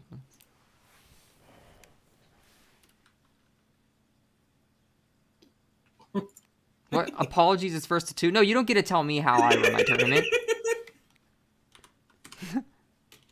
wait. Now, winners make the rules. no, that's not how things work. Let me read my rules that I wrote. Blah, blah, blah. Winners finals, losers finals, and grand finals will be best. Yeah, I wrote that in the rules. Okay, so you can't even be like, oh, you didn't tell me. No, that's in the rules.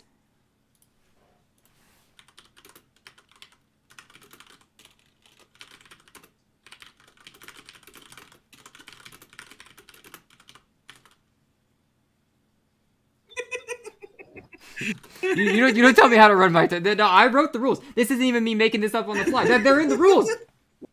I like that. Fuck off, Krautburg. Now read the rules! Oh my god. Get him back in here. Get him back in here.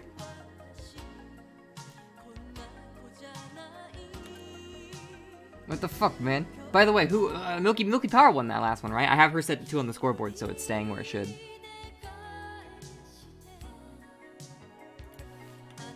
No.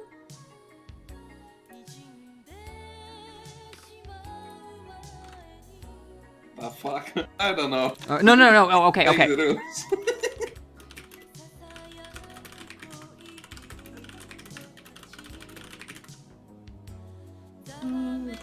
I don't remember who won because of that anymore. No. Okay, the finals is grand finals. Semifinals is also winners finals. Okay, I'll change the rules. Next time I make a tournament, the next tournament, I will change the rules to say semifinals, finals, and losers finals. Milky won? I don't remember.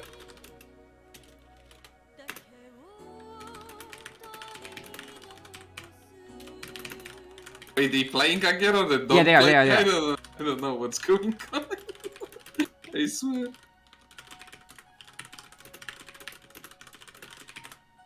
Hayley gets so fucking hyped after losing the 2 games. He was like, man, I'm not playing versus Rise anymore. No more.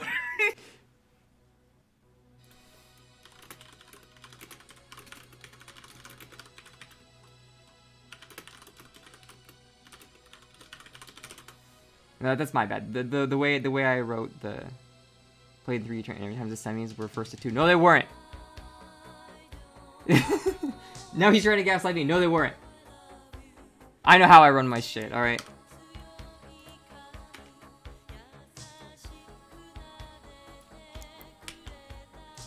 He feels gaslit. All right. Well, good. That's my goal. Either way, I mean, he gets a chance to, like, take it back and go to grand finals and winners, so it's like, this works in his favor. Yeah, he have a chance to win. It's like a bonus round. Bonus round. Oh, fuck. Is it working for you now? No. You're not being an asshole. The way I wrote the rules is shitty because the bracket quite clearly says semifinals, finals, and then losers round 5 is the losers finals. But in the rules, I wrote that winners finals, losers finals, and grand finals will be first to 3, and the semifinals is the finals of the winners bracket because after that it's the grand finals. So semifinals is the same as winners finals, but in the rules I wrote winners finals when on the bracket it says semifinals. So that's an inconsistency on my part. You didn't do anything wrong for misunderstanding. I'm the one who wrote the rules in a bad, inconsistent way. So that's not your fault, it's my fault. But okay, they're good to go. Let them know they're good to go.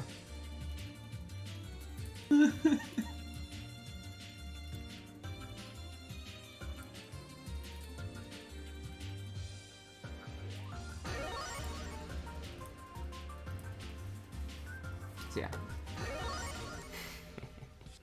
Anyway, all right. Back to winners finals. The semifinals, the winners finals. But anyway, we got Milky Power on the still coming in with the first pile bunker, end up not hitting. But Tohno coming back down, punishing the whiff on the 2B, trying to catch him out of the air. And Tohno bringing her back down, 3.8k damage. Gonna go in for a 5B, or it looked like a 5B for meaty, but Milky Power ends up reversing out. Doesn't really get her too much though because Tohno is able to kind of shimmy out of her pressure and put her back down to the other corner, jumping over the top for moves and putting her back down. Counter hit JA, bringing her back down to the corner. Gonna go for RivenAoii right here. He's in max mode, so he's gonna do a combo. Dash out the top, she does ground tech and he doesn't punish her, so she is gonna be able to block this. He ends up heating out of her shield and then she ends up teching. Tohno comes out of the ground, brings her down on top of the ground. Milky Power DP's out. Alright, here we go. Milky Power bringing Tohno up, putting him down to the corner. Not able to get too much pressure off of that one. Tohno jumps in on top of her, counter hits her with a big flying kick and takes her out. So the first round gonna end up going to Hayyel and the c-tohno. Alright, here we go over here. First round, coming up over the top. Punishes the JB again, but no, not able to get a big confirm off it. And Milky Power able to turn that into a counter hit on the Tohno, putting him down in the corner. Start charging a bit of meter, and Tohno misses his 2C. Gets punished, but not able to get a big confirm off it. Milky Power with her back to the wall right now. Jumps back into the mid-screen. There we go. Tohno applying some mid-screen pressure on Milky Power right here, but she does whiff punish him. But doesn't, again, get a big confirm off of it. Bringing him more over the top. It's really, really hard watching these two going. Ends up missing a power bunker, and Tohno responds by dashing and 2C, sweeping her, bringing her over to the corner. 2.7k damage. Pretty good amount of damage. Taking her up, hitting her with another meaty for 2.5k damage. What's he gonna meaty with this time? No meaty. Comes in over the top. Gets shielded, but it doesn't really matter. Tohno's far enough out that she can't really punish him.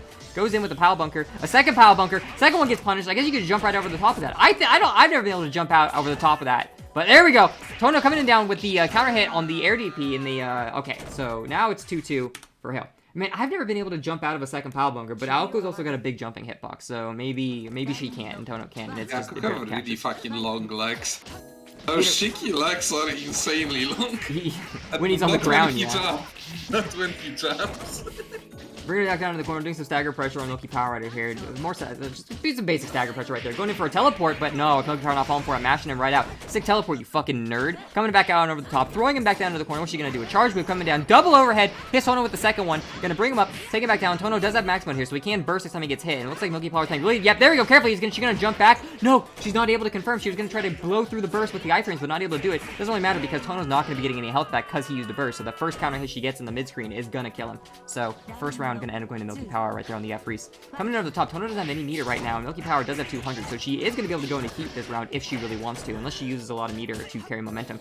Tohno right here going for some pressure. Man, it's insane that Tohno can IAD at you, and if you shield it, you're not going to get it punished, even though he's a C-moon character. There we go, goes for the DP off of his shield, 607 damage, not really a lot of damage, and it does give him offer ass, so he does get some corner pressure right here. Tohno bringing Reese into the corner. Reese able to jump out of the top of his low knife slash, and no knife slash, yeah, alright, talking's hard. Either way, comes over the top. Tohno punishes a whiff pile bunker, gonna start bringing Rizby over to the corner, 3.1k damage, coming up, here with the J, but misses. Rizby techs out, throws Tohno back down to the corner from the air, comes in over the top. They both side swap each other, and Rizby with her back against the wall, but she's got mid-screen pressure. Tohno ends up reversing on the pressure when Rizby tries to reset him. He ends up checking the dash in, comes up, catches her with the 2C as a meaty, and that's gonna be the game over for Rizby. So now we're at match point. Score is 2-2, and the one who wins this is gonna end up going to winner's bracket grand finals. Hayyel coming in over the top, jumping up over the top of Milky Power. Both of them are kind of like whiffing their normals, trying to catch each other's extended hurt boxes, and Hayyel showing a lot of discipline right here, not swinging his JCs. Both of them gotta hit each other. There we go, Milky Power going in with the sweep, catching Tohno in max mode right now, comes up over the top, gets hit, but Tohno has to go for a hard knockdown. She doesn't need to use the max to go into burst right there. Goes in for a pile bunker. Tohno ends up missing it, not able to get the punish, and Rizby is about to run out of max mode, not able to burst now. Tohno does have her in the corner, goes for a shield, and there we go, this is gonna catch her. Bringing Tohno back up, ends up dropping it. So Tohno pulling back to the corner, catches Rizbeef's extended hurt boxes with the counter hit JC, getting at some Oki, but Rizbeef is going to tech out. Come back over the top of Tohno, hitting him twice, 3 times, invalid, 2.4k damage. Tohno in the corner, trying to jump out, and right now, they're both there. He's going to go for a whiff punish. Oh no, not able to get it, but Tohno not able to whiff punish, Rizbeef not landing the hit. There we go for the overhead power bunker from downtown, and Tohno's not ready for it. He saw the power bunker, and he's like, what, did you just miss? And then, oh wait, oh, it's an overhead. He did the same thing I do. He forgot that it's a fucking overhead. Because... Yeah, it's an overhead that you cannot shield. And you can't, and it's air unblockable too, I think. Yes, it's air unblockable, you cannot shield it. So it's you just walk back and you block it. That's all. But it's like Rizbeef just like she does pile bunker and you're like waiting to block it or waiting for her to like go into recovery frames or something and you're like, oh wait a minute, it didn't happen. And like by the time you like realize that what you think she did isn't what she's doing, it's like, oh shit, wait. And you're not blocking high in time. But it does an insane amount of damage. I think it's safe as hell too. So it's not even like it's an air unblockable 3k damage dealing overhead that's got incredible range and huge destroy, but like it's also like punishable on block. It's like no, it's pretty safe. You block too. it and you just kill it. That's all. Okay, so that's gonna put Milky Power in grand finals with Hayyel in losers round 5. So now we're gonna do Poktamor versus Arto.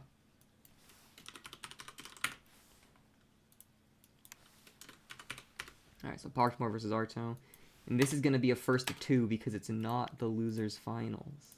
It's not the losers finals. Hayyel's in losers finals, so he's going to have to play another first of 3 when he gets there.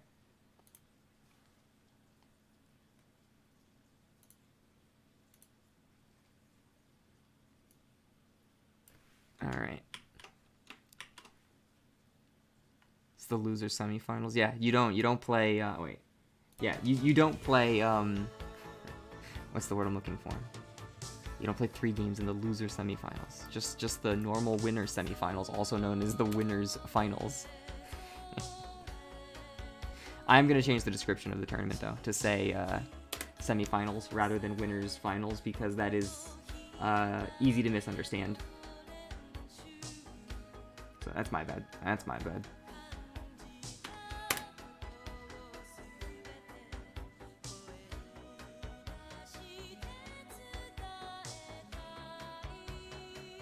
I like the port 1, 2, 3, 4, 5. There we go. Now we're in. So it's going to be Poktamor on player 1, Arto on player 2. And we're connecting now. Arto probably going to be doing the f-sat like usual with Poktamor on his h-kouma. The 2 like grabbler type characters. I don't even know. I don't think like Satsuki's got a command grab. I don't really know if I'd call her a grabbler. And while Kouma... Oh, what the fuck is that? He's not going to play Nero. He's not going to do it. Look at the color. I'm good to go, so you can let him know to go whenever you're good. Nice, good too.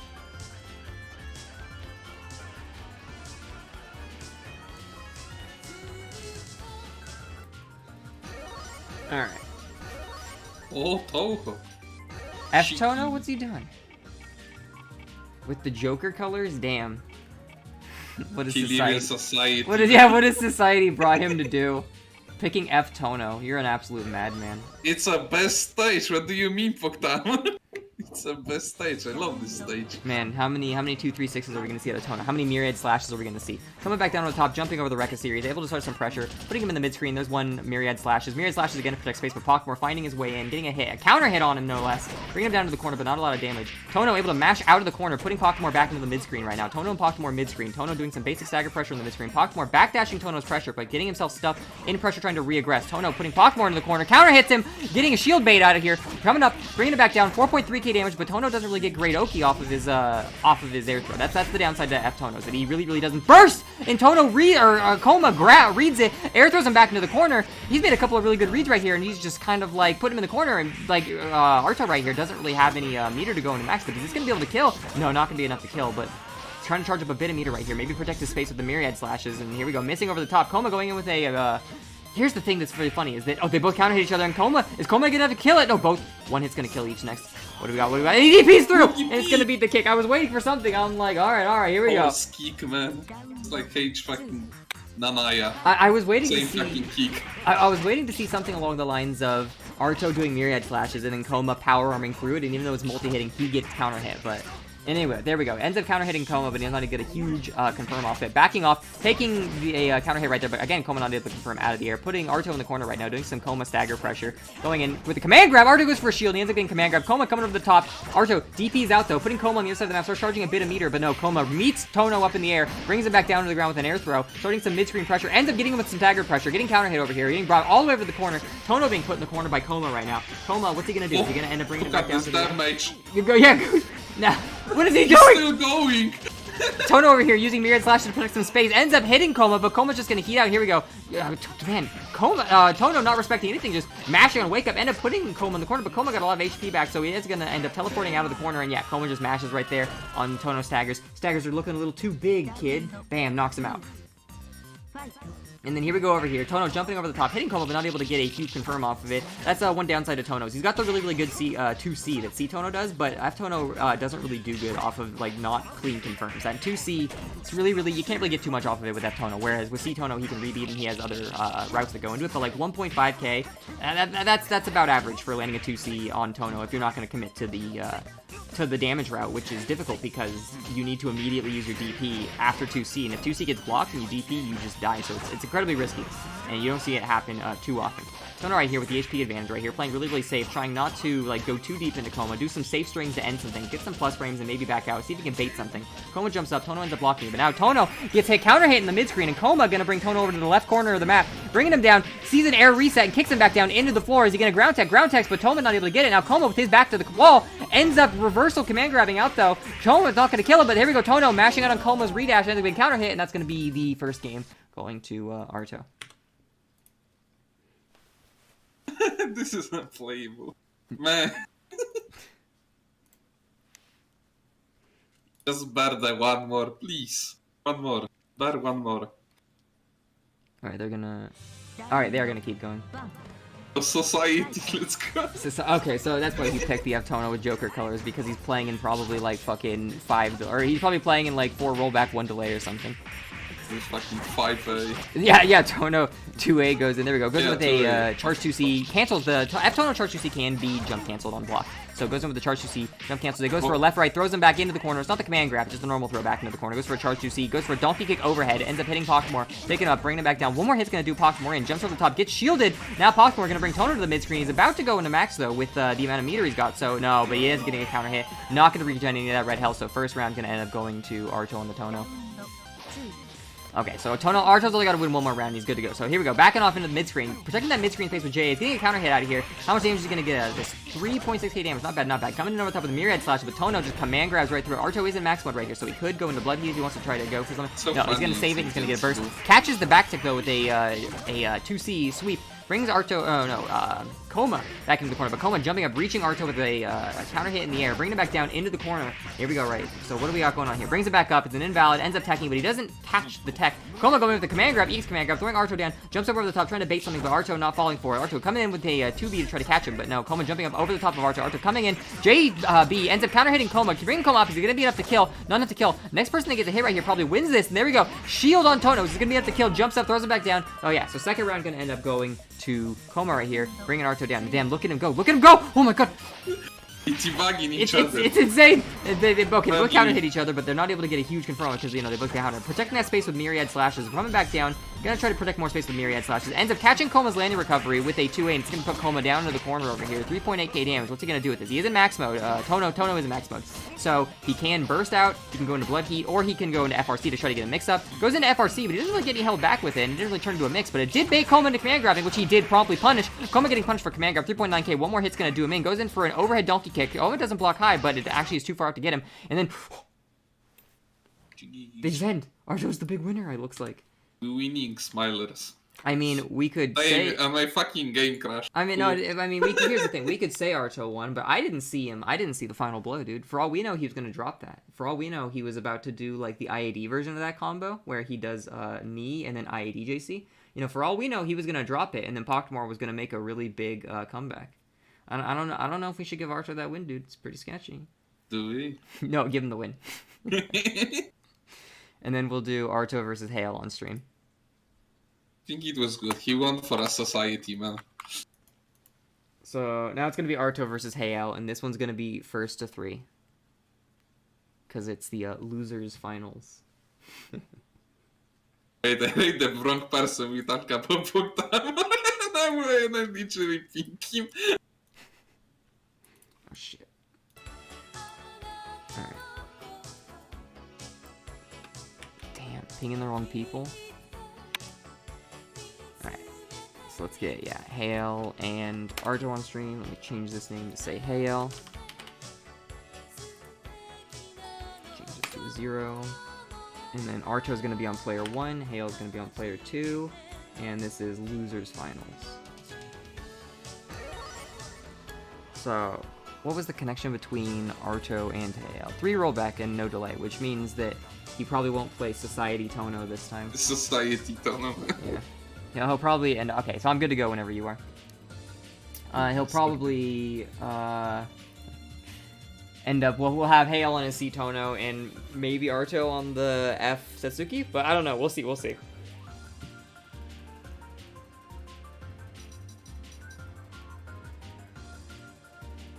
It's looking like what it's gonna be. Okay, yeah. So we got Hayyel picking the c-tohno. Arto spinning the fucking circle, spinning the wheel of Satsuki moons.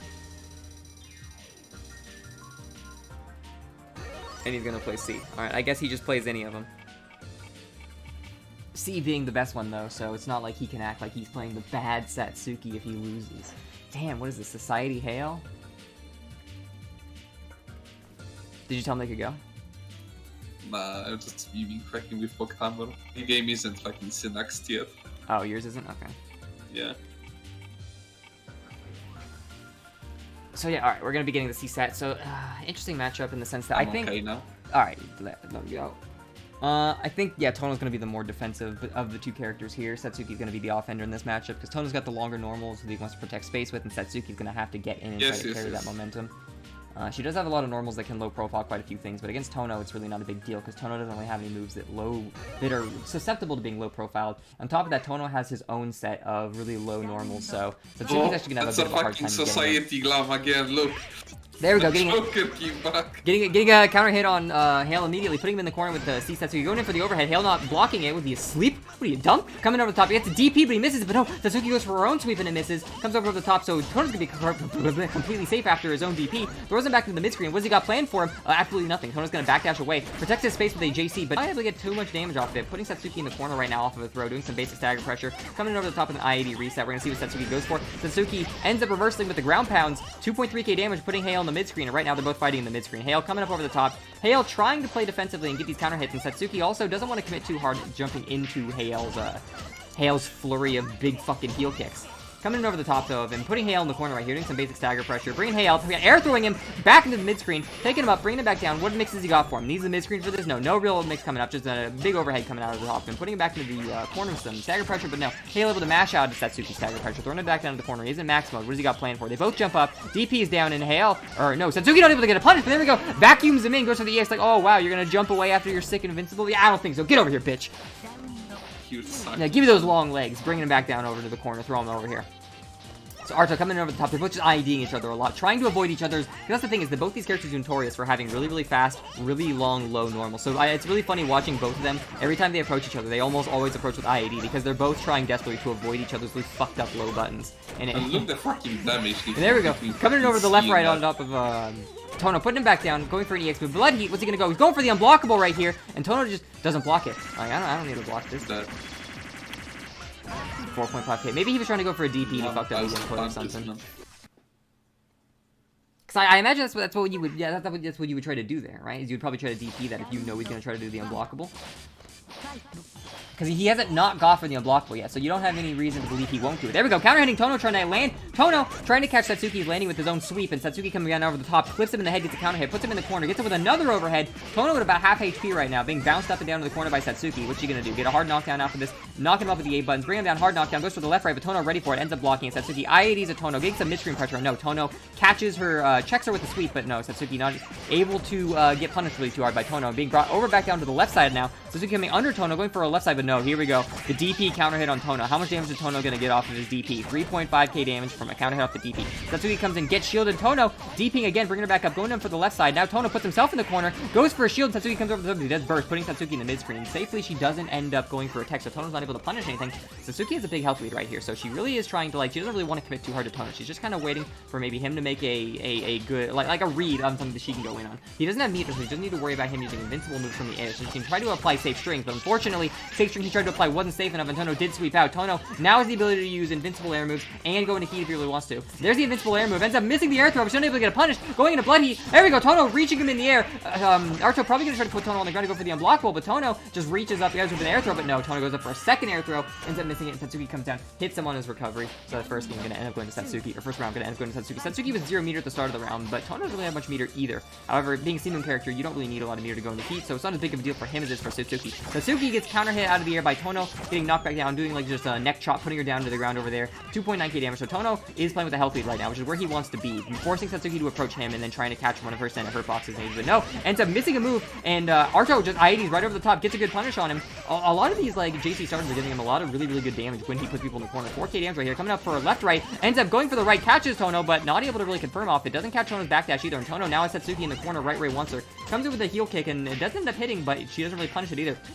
Counter hitting Satsuki, coming up, bringing her back down, gonna get some Oki out of this, bringing her all the way over into the corner, using a bit of meter to really secure that corner, going for a left right, coming over the top with the heel kick. Satsuki blocks it, gets overhit, it's a counter hit too, so he not only did he get hit, but he was mashing out of it. Satsuki now losing her health advantage and being put down into the corner by Tohno. Both players counter hit each other, and right now, Tohno looking good, because he does have enough meter to go into max soon, meaning he's not really gonna have to worry too hard about bursting. However, you are playing against Satsuki. The thing about Satsuki is that she integrates command grabs in her combos, and you can't burst those. He could have bursted there, but he's saving it. Don't know really what he's saving it for. He's about to run out of max mode right here, maybe try to go, no, and punishing with a 2C and bringing him up, taking him back down. So saving that meter, doesn't really want to have no meter for the next round, and it ended up working out for him because now he's gonna be able to go into max really early on. And Satsuki, so wait a minute, Satsuki is a C-moon. I thought he was playing f-sat. I forgot. They're both C-moon characters. Nice. Yeah, I told you he plays C. Well, I know they both play C, but he's been. I know he plays all the Satsukis, but I assume he was playing F, so I made like comments about F-moon bullshit. Anyway, these combos that Sat does can't be bursted. Goes for the left right. Tohno ends up blocking it. Tohno shields out. DP's up 1.2k damage, bringing her over. IAD's over the top to try to avoid something, and Satsuki checks his redash. Tohno though going in for a burst, putting Satsuki in the other side of the corner now. Satsuki checking another redash though, and Tohno not going to be able to get a lot of momentum here. Obviously, he's completely out of meter. Ends up getting knocked down, having both of his redashes checked, and he's not really going to have any way to get any of that red health back for the rest of this round. So he's not looking too hot with Satsuki right here, running the fucking Satsuki Vortex. Is she going to actually get a kill off of this? She does have meter to continue to extend it, and yeah, that's actually just going to be a kill. So second game going to end up going to Arto. Alright, last game. Or, well, no, not last game, but potentially last game. It's match point.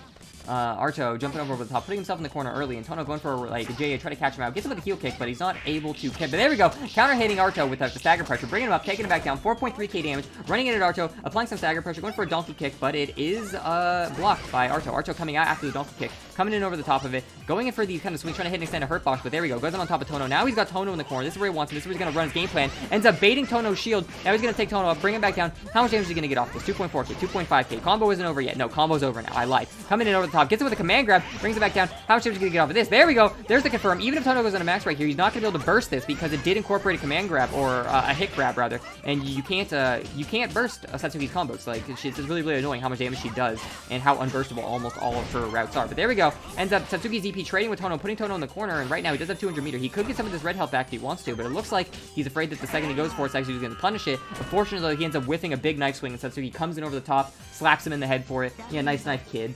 It's like Metal Gear Rising, like nice knife, and he just snaps it in his hand. We've got like Satsuki over here just breaking Tohno's knife in her hands.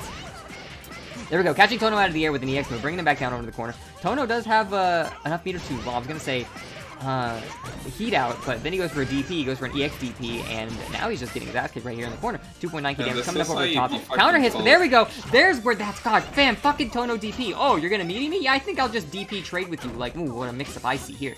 Anyway, Satsuki ended up heating out, getting all that red health back, and getting an air throw on Tohno. Tohno is gonna be able to heat out if he wants to. It looks like he might be looking for it. Now jumping out of that, getting a kick, but not a real punish. Is he gonna look for a heat right here? He's really low on damage, and if Satsuki clips him once with a good clean hit, she might actually kill him. No, okay, she got a hit, but it wasn't clean enough to kill him. Oh, that might be enough, though. Tohno really might be looking for position to heat, but no, he's just going to use that meter to come down with an invincible move.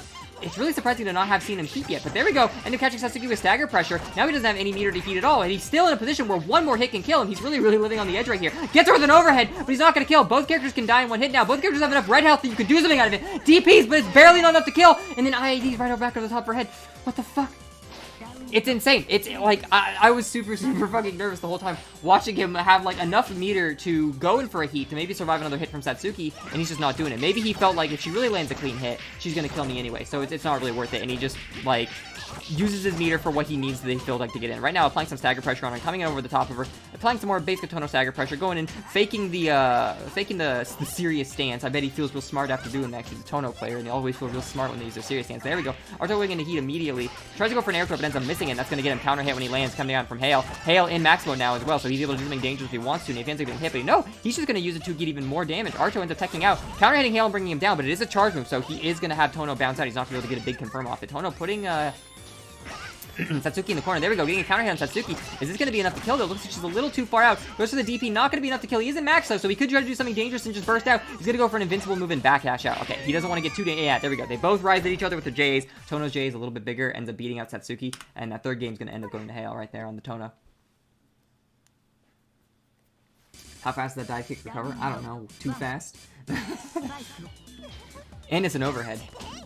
Anyway, Tohno getting put in the corner really, really early by Satsuki. Satsuki doing some stagger pressure, but there we go. Blocking Satsuki's JC and then coming out with an air throw on Tohno, putting Satsuki back down in the corner. Catching her center hurt box with his own JC. It looks like Hayyel's kind of finding his rhythm here. Coming back from the like 2 loss deficit he had earlier, going in for a donkey kick. Ends up getting blocked and he's just coming back out. And it's really, really, I don't want to say sad seeing him land these JCs and not confirming because fuck that button. But yeah, he lands them a lot and he's just not able to get confirms off it. Not because he's not good enough to get confirms, but just because Tohno is just physically not in a position to get a confirm off of it, unfortunately. There we go, going in for another donkey kick, but a whiffs, and Arto not hesitating at all, gonna say, alright, yeah, nice whiff, idiot, and bring him down over to the corner, go for a mix-up, but Tohno just backdashes right out. Yeah, alright, I'll take your mid-screen mix, and I'll raise you a backdash. Goes in for a throw, and using some mid-screen pressure on Satsuki right here, IADing over the top, putting her back in the corner, another IAD, catching her with the second hit of his JB, because it does hit twice. Satsuki not ready for it, crouching a little too early, being brought down. She is in max right now, so she could go into blood heat if she wants to. She can't have 4-6, she's not, but there we go, yeah, going into blood heat. Ooh, Tohno barely whiffs it, but no. Tohno barely whiffs his punish. Arto goes in for his own punish, whiffs his own punish, and then Tohno punishes Arto's whiffed punish. No meter for the next round gonna be really fucking painful.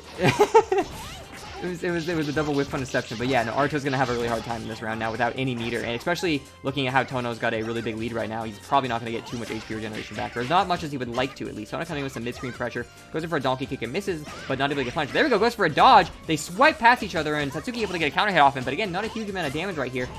Trying to catch Tohno jumping, but he's not able to quite do it. Tohno jumps out, no hesitation coming out of him. There we go. Comes back down. Tohno jumping out, making Satsuki whiff her buttons and hitting her with the JC. Heel kick right in the top of the head. Now that he's in max mode, he can also burst out if he starts to do something dangerous and Satsuki clips him. So he's feeling pretty confident right now. I don't think Tohno's got anything to worry about in this current state, but the second that max runs out, he's going to have to be a bit careful because Satsuki can go into heat. There we go. There's the heat right now. Tohno doesn't have his own max mode. Jumps up. There we go. Counter hits Tohno, and now Tohno's not looking too hot. He's never mind. Satsuki dropped him. There we go. Gets a counter hit.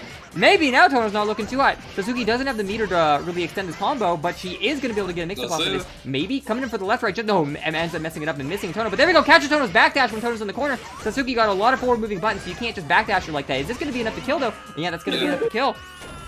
Good comeback coming from Arto right there. Like it was really interesting. Hayyel was controlling that entire round all the way up until Arto just got that one hit coming out of the corner. And it's like, yeah, you can win neutral as many times as you want with your big lanky normals, you fucking monkey. But I can take you to the corner and just mix you up. And I don't need to win neutral as many times as you. Tohno coming back down, trying to apply some stagger pressure, but his stagger pressure is a little too stagger. He got some real big staggers in there, big enough to be mashed out of. There we go, makes his DP safe. Man, I thought the reason Nania had one of the best DPs in the game is because he could make it safe, but it looks like Tohno could do the exact same thing. So what the fuck are Tohno players talking about when they say like, oh, Nania's DP is actually better because it can be made safe? Your DP can be made safe, and your DP does way more damage than Nania's. What the fuck? Why does Tohno not have the best DP in the game?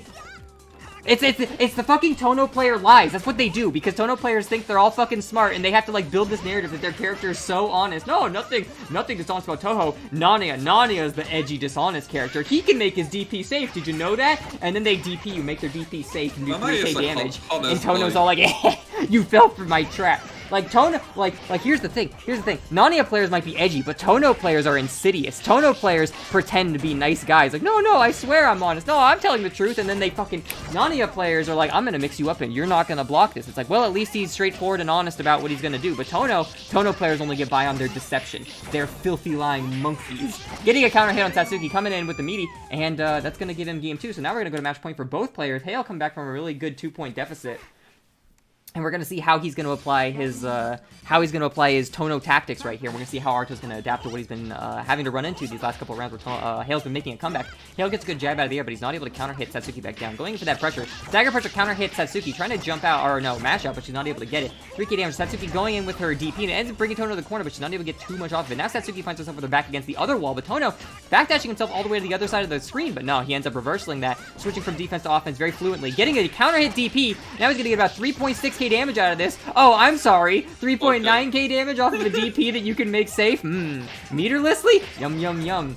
Anyway, so we have, Satsuki over here, reversing on Hayyel over here, putting him in the mid-screen pressure, jumping up over the top of him, applying some stagger pressure. Hayyel backdashing away, Satsuki catching the backdash. Hayyel trying to backdash and push buttons. What a monkey over here. Why are you backdashing and pushing buttons? Satsuki's gonna chase you, fool. Satsuki bringing him back down under the counter, taking him up, juggling back down. Satsuki's got all the time in the world to mix him right now. She's come back from the health deficit she had. She's got a lot more red health, so even if Tohno does go into heat, Satsuki can match with her own heat, and Satsuki is still gonna retain her health advantage. But there we go, coming with a command grab, but Hayyel tries to shield it instead of mashing out. He's been punished before for trying to mash out, and he's been properly conditioned, and Arto is like, you fool!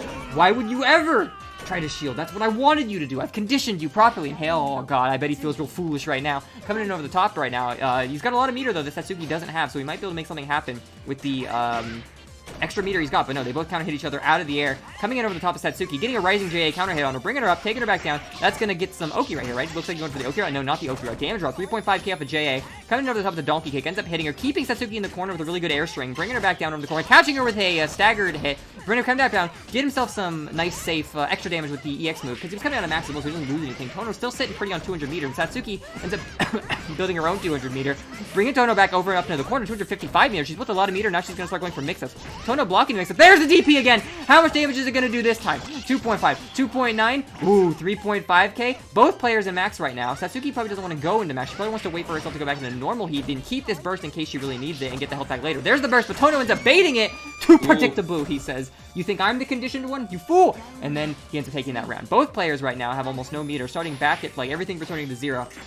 And Tohno coming back down, getting the initial first hit with his back against the wall, bringing Satsuki back down to the corner. He was just in. Let's see how you like it, bitch. Okay. All right. All right, I'm sorry I said anything. Satsuki putting Tohno back down into the corner. Tohno feeling real foolish for talking shit to Satsuki right now. And oh no, she's doing a lot more damage than he did. But no, she drops her combo. Tohno coming out with an air string, but Satsuki able to mash out of it. Tohno coming back down with his air DP just to land into a ground DP. And you know, when you got enough DPs, eventually one of them's gonna hit, right?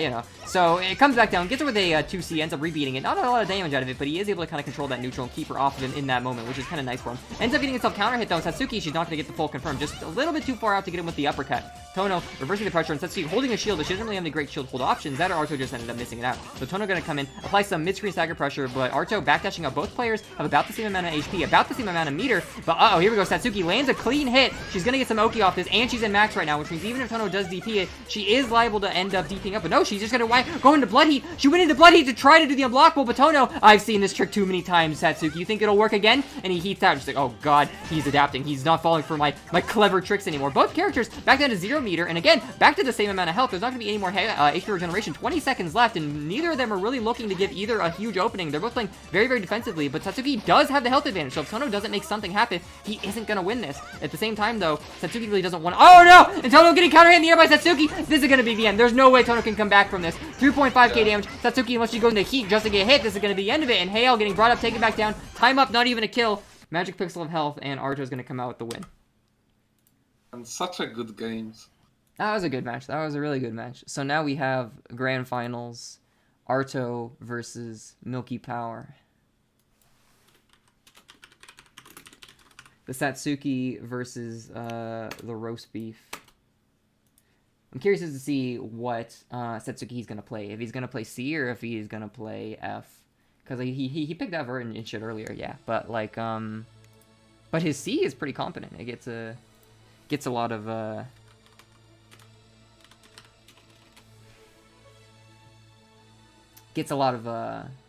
He carried a lot of momentum with it. He carried a lot of momentum well. Sorry, I was typing and trying to talk, so I wasn't able to think. Damn, he has to think about his anti-f-ries strats. 2 minutes is fine. Alright, so we're gonna need 2 minutes and then they're gonna come back into it. Taking 2 minutes in such a fun games today. Fucking... Man, I can't believe that Tohno can make that DP safe. I never knew Tohno could do that. Which, you know, it makes sense that he could do that because he can cancel into his second... He can cancel into a second DP, right? But I thought he was technically airborne, which is why he could do that. I didn't think he could cancel into a grounded move. Everyone always brings up on, Everyone always brings up how Nania's got the best DP in the game because he can make it safe and it gives him a hard knockdown and it DP and it just blows through tons of shit. But like, so does Tohno's, and Tohno can make it safe too. Like, what the fuck? I mean, yeah, he can make it safe for a 100 fucking meter. Yeah, but that's Nania has to use 100 meter too. Yeah, that's the point. Nania used the 100 meter. And like Tohno has to use 100 meter as well, and Tohno gets way more damage if his DP actually lands. Like, Nania lands his DP and it does like, what, 1.5k damage, and then he like knocks you on the ground. Like yesterday when we played and I do the fucking half circle, and then I'm fucking DPing after because I fucking missed. Yeah, cool, man. Well, yeah, I get that shit a lot with Aoko. Like, if you run under people with Aoko and then you push like 2A, the game will think you're trying to do a backwards DP input and it just gives you a negative edge orb. Or like if you jump over the, or if like, this happens a lot if you end up hitting someone while they're like side swapping you. Like if I jump at someone, this happens with f-Aoko mostly because f-Aoko can hit people behind her kind of okay and c-Aoko's bad at it. But like with f-Aoko, a lot of times if I like jump at someone in JC and they swing at me, so they end up behind me and I hit them when they're behind me because I hit their center hurt box. I land and then I'm like, oh shit, I landed and I hit behind them, cool. And I land and push like 2A to do something. But because my first input was like a jump forward and I probably hit 6 at some point, I land, the game swaps our sides and then I hold 1 and the game goes like and like thinks that I'm trying to do like a backwards DP input and I'll land and then instead of like 2Aing someone, I like hit them with JC and then just land and just put an orb above their head. And it's like, oh yes, this is a free 40 frames to please just fucking kill me. So I hate when that shit happens. Alright, so it looks like Arto has his IP up, so he's ready to fight Milky Power.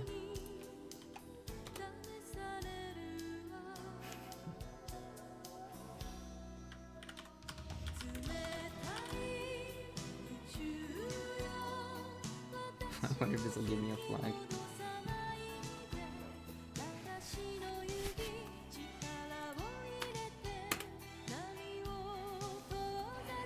Anywhere, let's see, where is she?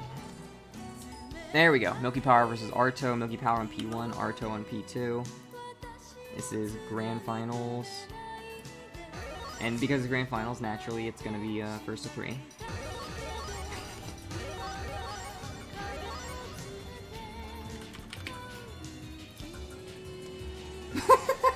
Nice. Okay.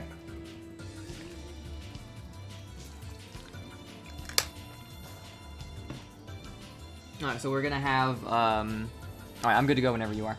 So we're gonna have... Yeah, I'm good too. Arto over here on the f-tohno representing Uganda, and...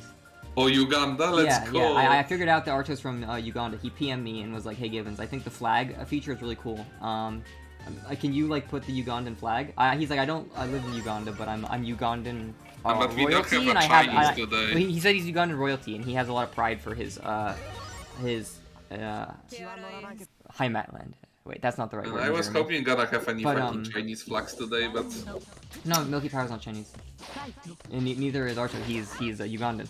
But anyway, this is the matchup I was talking about, which is really, really rough, because f-tohno doesn't really have any, like, great ways to outclass Reese. Like, he can get in and, like, catch jump outs with something like that, but, like, for the most part, her buttons are bigger than his, more disjointed than his. She can meet him in a lot of, like, really, really difficult places for him to actually get in. But he's handling it really well right now. He has the life lead, and he's, like, counter-hitting her, bringing her up, taking her back down. He's actually handling it really, really well. He hasn't taken a single hit yet, and we're going to see how Milky Power is going to adapt to this. And right now, going and doing some mid-screen pressure with a pile bunker. Arto jumping over the top, hitting her with JC, taking her up, bringing her back down. He's actually going to get a kill. A completely perfect game coming out of Arto right there. That's what this break of a character can do. It's impressive. Like what?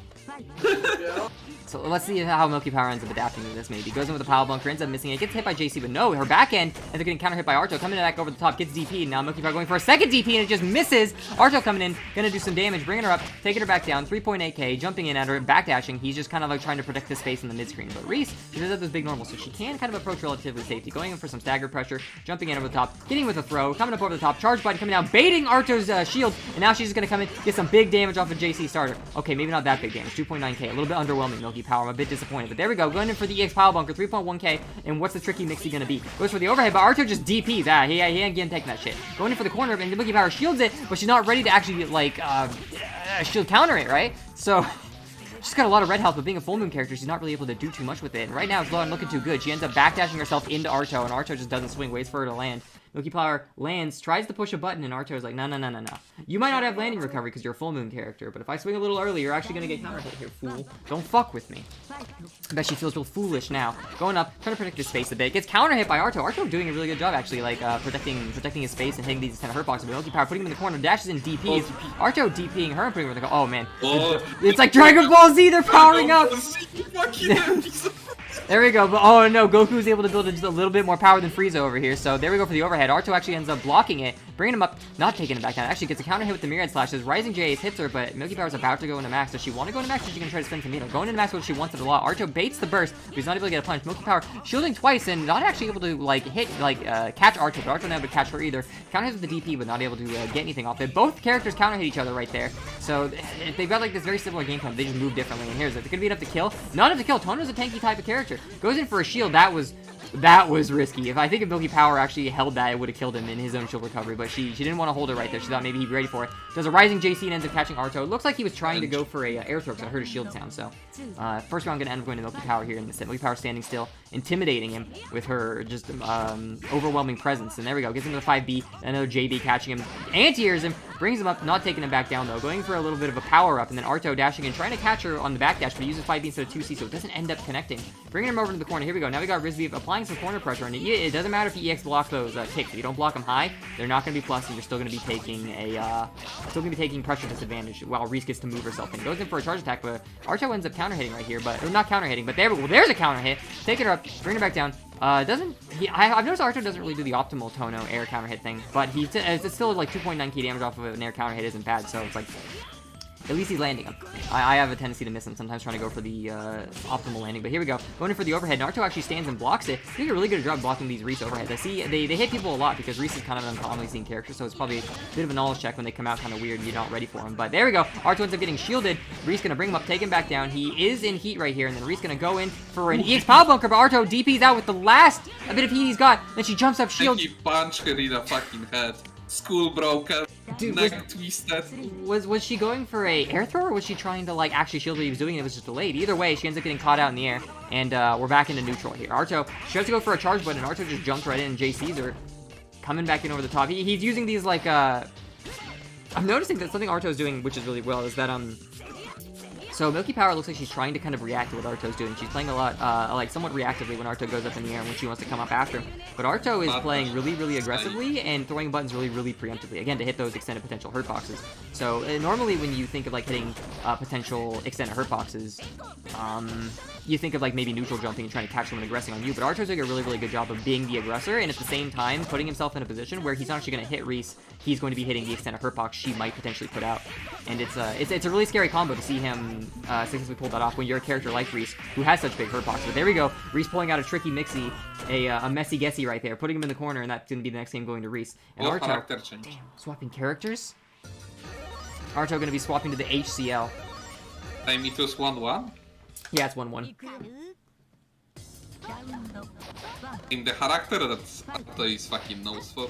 So here we go. Arto's saying, all right, I'm not gonna play the f-tohno matchup. Fuck that. I'm going to h-ciel coming up over the top. Now we got, so maybe he's thinking that every time he loses, he'll just swap a different character and he'll have to force Milky Power to constantly adapt. But Milky Power, like, I think I like this matchup more. Your normals aren't as good as Tohno, so you can't play in the same way the Tohno can. I'm just gonna sit here and poke you. And he's like, maybe I'm a fool to have chosen h-ciel. But nope, coming right over the top of the 5B poke, and I'm gonna put him all the way back down into the corner. I'm noticing that, Arto, when he has played against Milky Power today, he's been doing a really good job of eyeing over, over Reese's 5B poke, which is really, really long and really disjointed. And I'm noticing that when he's IADing or when he's air dashing at it, he's avoiding it really, really well. And that's something I never really thought of doing because a lot of the characters I play have like straight line air dashes, so they kind of get clipped. But I guess if you have a character with an arcing air dash, it can barely get over the top, and he's placing his air dashes really, really well to get in on Milky Power and make things really hard for her. But at the end of the day, she still doesn't have those big normals, and if she spaces them right, you're not going to have an easy time getting in. Milky Power getting that first round. You're getting put in the corner by c-eel instantly at the start of the next round, though. Being brought up, taken back down. 4.2k damage. What's he gonna do? Dive in? No, he's gonna go for a, not a meaty, but he is gonna go for some staggered A pressure. Throwing some knives, catching her with the counter hit. How much damage is he gonna get out of this? Bringing her up, taking her back down. Again, 3.3k damage, and he's in heat right now. Being a Half Moon character, getting hit, he will get a free burst. There we go, there's the burst. And Milky Power, no! She techs out, but Arto misses the ground tech, and Milky Power gonna put him in the corner now. There we go, here we go. We're gonna see some Riz beef, some f-ries. Fucking roast beef pressure going in for the pile bunker, and Arto just being really patient, really doing a good job just blocking it, staying out. But oh no, here we go. Riz beef though using the oh she missed the dash. I don't think she did it on purpose. I think Reese actually has a really weird standing hitbox because I have problems doing stuff like that with Reese when I'm playing Aoko and side swapping as well. So I think Milky Power actually wanted to get a side swap there, and she messed. She didn't like. You know, in saying she messed it up makes it sound like she's a fucking dumbass idiot. But she wasn't prepared to have to deal with the c-eel hitbox, and because of that, Arto is able to get the mid-screen, and that gives him enough space to land that counter hit a bit later on, and then take Reese back down into the corner. So here we go. Next round coming up, 1-1 for both characters. There we go. Reese landing that JV counter hit on Arto. Doesn't have the long normals that Tohno has, so she's just quite out, like just a little bit outside of the range of the extended hurt box of Reese, and Reese able to get that counter hit that she's been fishing for. Comes in over the top, and Reese putting herself in the corner, but Arto backing off. He doesn't really want anything to do with that. Just gonna throw some knives. I don't want anything to do with approaching you, lady. You have big normals. Stay away from me. And there we go. Oh no, but what is Milky Power? I can't tell if Milky Power is teabagging or if she was just really poorly trying to EX guard. But either way, you got a bit of a little crouch dance from her out of there. Punishes Arto. Not a ton of damage out of it, though. But there we go. Gets a counter hit coming him up out of the corner. Puts him all the way in the other corner. Milky Power about to go into max right here, so she does have a burst accessible to her. Here we go. We're going to get the mix-up. Gunna left right. Gunna left right. Goes in over the top for an overhead. And Arto doing a really good job of blocking these overheads, but do keep in mind that pile bunker is safe. And, yep, jumps backwards. Arto air dashes forward, and he doesn't have a long enough normal to actually catch Milky Power's extended hurt box, so Milky Power just comes back, ends up having Arto whiff, and she counter hits him with the disjoint on her JB while going backwards. Second game gonna end up going to Milky Power. Arto right here, the looking he's going to commit to the c-eel. He's not going to go and try to change another character. He's going to commit to it. Ends up dodging what she's got going on and retaliates, but Milky Power ends up seeing that dodge, seeing the retaliation coming, and she goes for a shield, ends up catching Arto out. Arto using the knives, some like knives to try to keep Risby away from him. Goes over the top of her, and she ends up missing, so that's going to be some pressure he's taking in the corner right now. Gets thrown, put down into the corner. Milky Power coming in, trying to catch a jump out, but not able to get it. Arto patiently blocking, and it gives him the opening that he needs to get out of the corner. Now putting Risby in the corner over here. Ends up catching Risby out. She saw the first normal whiff. Maybe she thought she had some opening, but she didn't have an opening. Going into heat right now, gonna get that red health back, and he's got that burst available. Coming in over the top of Risby, going for the overhead. Risby does shield it, but Arto is able to burst it out, so he's not gonna get punished for that landing. Risby coming over the top, uses the iframes to make Arto, to avoid Arto's kick, but at the same time, Arto is able to land and block in time, so she's not going to get two pile bunkers, just the one pile bunker. Arto comes in, backflips away from her, throwing those knives down right now, and they both have about the same amount of HP. Now I think actually Arto's got the HP lead. He's definitely got the HP lead now. Milky Power, you don't want to tech when you get hit by those c-eel knives. If you tech when you get hit by the c-eel knives that kind of launch you up, the next set to come out will always guarantee that catch. So when c-eel does hit you with knives, you unfortunately just have to kind of take it. Counter hits him, and then Arto techs out. Milky Power catches the tech, and then gets a counter hit, so that was a reset as well. Goes for the overhead. Arto blocks it, dashing under Milky Power right here. Damn, Milky Power going for another one, and Arto's a little too high to get caught, and Milky Power just barely clipping the leg with the, reaching up with that big cello. Well, I guess it's a base. It's a little too big to be a cello, so it's a base. Reaching up with the base, grabbing his leg, and then going up for the confirm to catch him. Pile bunkering and putting him in the corner. Arto already in the corner, but throwing some c-eel knives to kind of try to keep Risby away. Risby coming down, ends up getting DP'd since the third knife from Arto didn't come down. He gets that faster recovery. Catching Risby out of the air, but no. Tries to aggress on Risby, and she's just gonna counter hit, bring you back down to the corner. Risby is in max mode now, so she does take a hit. She can burst out, but she's also maybe looking for yep, there it is. Pile bunker ends up chasing him, catching his back dash. Now she's gonna go for a mix, but there is no mix to be had because just as we saw earlier, I don't know if Risby can actually go over the top of c-eel. Arto ends up blocking in the wrong direction, not ready for it, but oh, Risby playing a little bit patiently, maybe trying to bait out a DP coming out of Arto, and Arto doesn't DP, and that gives him the opening to go on Risby. But no, he jumps into Risby, misses the kick, and Risby throws him into the corner. Risby applying this corner pressure now, going in for a safe pile bunker. There he goes for a hit, but Arto leaves heat the second it comes out, so Risby's not able to actually bait that and go for an air throw, but is it going to be enough to kill? Yeah, wall bounces him, brings him up, takes him back down, and that's going to be enough to finish Arto off. So Milky Power is going to be, you know, big winner. Big winner, Milky Power. And then, yeah, there we go. Just 3-1. I think It always feels so anticlimactic when a tournament ends because you're so used to like watching tournaments on stream. Don't worry, okay. Hayyel wanna have a fucking salty corner here. So we're gonna come in and we're gonna do an interview. I don't think Milky has a mic. I don't think she'll do an interview. No, Hayyel want it. Hayyel wanna have a salty corner. Oh, Hayyel wants to like bitch about something? Yeah. Alright, I'll give him a second. I'll give him a second. I gotta like show the bracket and like put everyone's placements up and stuff. So, alright, so here we go. We got our bracket right here. And yeah, it's been filled out. So... Oh no. Doesn't have an end? Alright, let's see what we get. There we go, and the tournament. And then we have our character placements right here. And I'll put those up at the, let me see. T-placement names. Alright, so I'll enter the names in. And then I'll get that screen up and then we'll get Hayyel in here.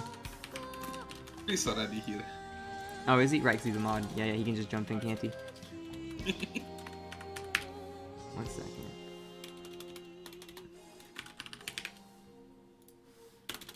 And then who was in 4th place? It was Poktamor, okay. Alright, then we hit OK on that. Put this up, drop this, and there we go. Now we have our tourney placements up on the stream. So yeah, no, good tournament. It always feels so anticlimactic when the tournament ends, though, because you're so used to watching tournaments on stream of like local tournaments like Evo, where the match ends and then there's the crowd going wild and everyone's yelling. But it's a net play tournament, so like the match ends and it goes to screen, and I'm just like, all right, guys, well, he won. Thanks for watching. It's always sounds like that. Anyway, we have a special guest today, the number 3 player. Hayyel, you wanna... special guest. You called me a special boy. I didn't like that. I didn't like that. You're always my special boy. I know what that implies. I think. Thank you. Okay, so what do you think was my master plan? Your master plan? Yes. Oh, I don't know. Like the c-tohno himself is a somewhat like defensive character. He's got normals that are really good at protecting space, and his forward dash allows him to space himself to get in. So I kind of felt your master plan was to be the more defensive player and try to find your counter hits, and if you can't find them, work your way into just the right spacing where you can dash in and begin pressure, or snipe people who are trying to begin pressure on you from those same distances. Like, I don't really know what you're trying to accomplish outside of, but, you know, you're playing Tohno. Like, Tohno is a linear character just by his nature, so I don't really know if there's anything special you're trying to do outside of that.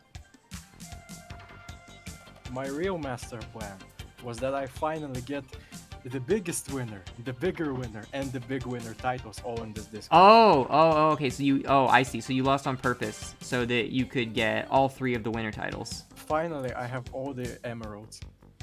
Oh yeah, all 3 of them. You collect all 3 of the Given Scored emeralds, and now you can power up.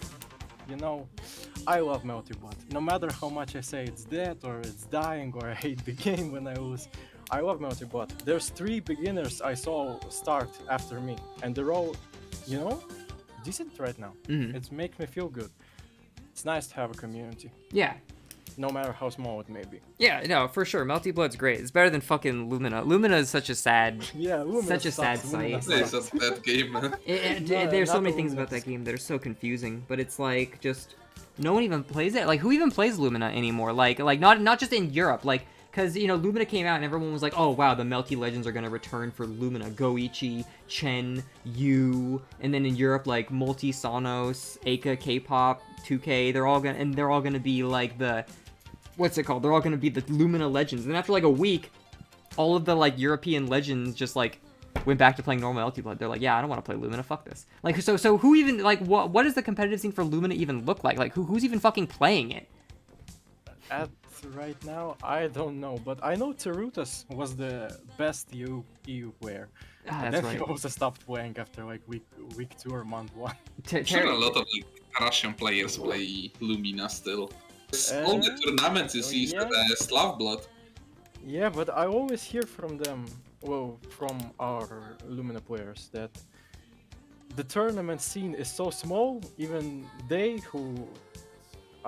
call themselves not very decent players, they can always get top 8. It's a sad state. And I don't want to be here just to shit talk Lumina. I want it to succeed. And to be honest, me too. It's a good first version. It's a good first version of the game. I really hope the second iteration improves on it, but I also hope they don't make me pay another time. Yeah. I don't wanna pay second time for this game. Like- Already spent like 50 euro. No way I'm gonna spend like 20. Yeah, No. it's like, I want Lumina to succeed too. I don't want to see it fail, but it's like, it is just so weird. But it's just so interesting because you can see how French Bread's like philosophy for the games they've made has changed over time. Like, Melty Blood, when you look at the characters who weren't added later in the game, was traditionally this game where there's a lot of really big disjointed normals in Melty Blood, but traditionally characters really didn't have huge disjointed normals, and due to the smaller sprites and much larger stages compared to other fighting games at the time, Melty Blood was much more about aerial movement and retaining your air dashes and your jumps. It was a game that was a lot about movement and positioning with normals that don't have incredible disjoins. On top of all the defensive mechanics and blah blah blah, how you carry momentum into the game. And then, but like as the game, like more and more merged versions come on, you start to see characters get introduced like PCL and Nero and Hime, and these are characters that are really weird because they're really really annoying and they don't feel like they fit in Melty Blood sometimes. But you look at Eunice, and they would fit right in a game like fucking Eunice. Yeah. So, and Eunice's, like, mechanics would work well with characters, like, with those characters who are playing for the kind of, like, Vorpal state and how Eunice works. So you can definitely tell that, like, Melty Blood's, like, philosophy and the kind of games they wanted to make was changing after they've been working on Melty Blood for so long. Then they wouldn't have made Eunice. And despite the fact that Eunice's net play is fucking awful, Eunice is actually fantastic. I love Eunice. I think it's great. There's no other fighting game like it. And then I feel like, I don't know if they were told, hey, make a new Melty Blood because, like, we're redoing the visual novel and this is easy sales or what. But it really feels like they still kind of have that, like, Eunice mindset. But then they were told, make a Melty Blood game. So they did, and they kept all the superficial elements, but it doesn't play the same way at all. I heard it was originally a Fate game, but you know, they said, hey, let's make Melty Blood, so that's why Saber is in. Yeah. Like, Man, maybe. fucking hate this character. And you know, I knew Lumina wasn't a real successor to AACC because when I net played in it, I beat Eika, I beat Smo, I beat other CC players, but I lost to Uni players in ranked. That's how I knew it's not a game for CC players. Mm-hmm. It's really different. It really does. It plays like, outside of the jumping and movement and shit, it really does play a lot like it's Eunice. If in Eunice, when you shielded someone, you didn't gain Vorpal, you got to play rock, paper, scissors. Like, that's really what it feels like. Like, and honestly, I kind of think that sucks, but it's like, yeah, it's like, imagine playing Eunice when every time you, like, run in and someone just, like, fucking shields you, instead of getting a push block and then winning some Vorpal, you just get to play rock, paper, scissors now, and it's like, oh, joy. And, like literally, like, rock, paper, scissors. I'm sure now that the game has come out and more people have played it, and it's been more developed, it's not just strict rock, paper, scissors, but at least when Lumina came out and I was playing it, it really just felt like literal rock, paper, scissors. Someone shields you, so you have two options. One, shield their counter. Two, don't shield, so you don't get blown up. If you do shield, they teleport behind you. And three, use an EX move to go even with people. Like, that's literally three options, and each option just beats another option. So it's just literal rock, paper, scissors. Like, I'm pressuring someone, and they decided to hold the infinite hold one-frame parry button with, like, an infinite buffer window, so it's not even hard to use. And now I have to play rock, paper, scissors. Like, true literal rock, paper, scissors. Like, what the fuck? You Yeah, could first impressions make everything. like X Clash. Hate it. I hate it. Clash is awesome. Yeah. Yeah, that's the other thing I hated. Why did they make every button Clash? I remember I played against 2K, and I, like, fucking, oh, it pissed me off. I was playing against 2K, and he, like, mashed on me a couple of times. So what I did was I did a staggered string, and then I took a step back, and I threw a 5B out, and he mashed 2A. His 2A beat my fucking 5, it clashed with my 5B, and then he flew into an auto combo and beat me. And it's like, oh, that's cool. I'm glad that sitting there and going, and, like, just mashing 5A beats someone successfully outspacing you with a B button. I'm glad that works. Like, oh, that fucking pissed me off. And I'm like, really? You're just gonna do that? Oh, fuck me. Everything is cool until you don't play versus Vlov. Fucking Vlov, man, I hate this fucking character. Wolf is funny. Wolf is really funny because fucking retarded. because at the first weeks of the game, Wolf players were all crying that he is bad. A couple months after, he's suddenly top one. Wolf player silent. Yeah, we are honest now, lol. Damn, honest wolf players with their rec or their unique buttons. I would play them if I Like, knew it was all less fucking than one. screen, fucking low fireball that fucking pulls you in. Like, who Just designed that? Like, It seems good. Seems good. Yes. Yeah. I don't know. Maybe the people who fucking designed Yuzu and Unist designed that character, and they're like, yes, zoning means full screen hitboxes. zoning smiling. Like, that's the thing that's so just like weird, and I don't know, because it's like Unist is a much more grounded game, but it's just so weird because it really does feel like Melty is just like Unist where jumping doesn't get you, because in Unist there's true anti-airs, and if you jump around you die, you like a monkey you die. So it's like it's hard. I don't know. It's hard to explain. It like. Fuck. Like, I don't know. It's like in Actress, again, characters who zone don't feel like they zone because they just have full screen hitbox. They feel like they zone because they have tools designed to control a certain space, whether for short periods of time or long periods of time. They are meant to control certain periods, like certain... They are meant to control a zone, and because of how movement heavy Melty Blood is, they can do it while on the move. And it makes zoning as much about your movement and evasiveness as it does about your ability to control that zone. But in a game like Unist, zoning just means having full screen buttons. Your character's the zoner because they have full screen buttons. Try not to lose Vorpal when everything you do is a fucking grid donation. And that's where like the nuance in zoning comes from in Unist a lot of times. And it's just like Lumina feels like that, but it's not. It's so, I don't know. It's such a weird game stuck in between two worlds. But I am happy that apparently Kimone said they are working on the next iteration of Unist. So I really, really, really hope that when it comes out, it has rollback so that it can be net played. Because, I mean, locals are obviously the best, and I would prefer locals, but I'm in fucking Germany. COVID is, like, maybe going away, but who knows? And fucking, yeah. But Unist with that's a net good note to end on. Yeah, it's a good note. Thanks for stopping in and giving us the interview. And now you've got all the fucking winner roles. Aren't you special? Maybe I should give you a special role called I don't know. I think Aika has all the winner roles too. Maybe I don't know. Maybe I make a third special role for fucking people who have that. It's like when you combine everything and you get like a rainbow badge. Just give him the fucking win streak now. If you win more than like 3 tournaments in a row, you get in like a special role for like 1 week. Maybe I gotta like keep track of that though. I don't know. Just like fucking Fight Angel titles. Those are. Well, yeah, the only reason Fight Angels need to keep track of because no one joins. Everyone's like, "Hey, Gibbons, I can't wait for the next Fight Angel tourney. Do a Fight Angel tourney." Then I do, and no one joins. No one. Everyone wants it. Everyone's like, "Gibbons, do a Fight Angel tourney. Do a fight." So I do, and then none of them. Nobody joins it. And Elios tells people, "Don't. That game fucking sucks." I'm not even joking. It's not even like so That's funny. just It's bad. competition. Elios is That's just telling people like competition. literally don't join that tournament. So it's like Rival promotion. yeah, so it's like people tell me to do it, so I do it, no one joins, and then Elios is telling people, good, don't join it. And it's like, alright, I'm not listening to you guys anymore. I'm doing the tournaments I want to do.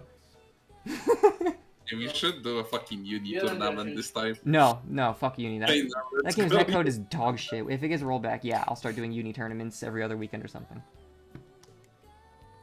But anyway, yeah, no, we got to end with a bit of luminous shit talking with my good friend Hayyel and Haku, so I think that's probably a good note to end it on. GG's in the tournament, you guys. Unless you guys have anything else you want to say before I turn the stream off. No, nothing really. GG's to everyone. Thanks for the tournament. Hope to see you around next time. Thanks for listening to our podcast. Yeah. Video games. And remember to like, comment, and subscribe, and follow us on Patreon, and join our Twitter group. Bye-bye.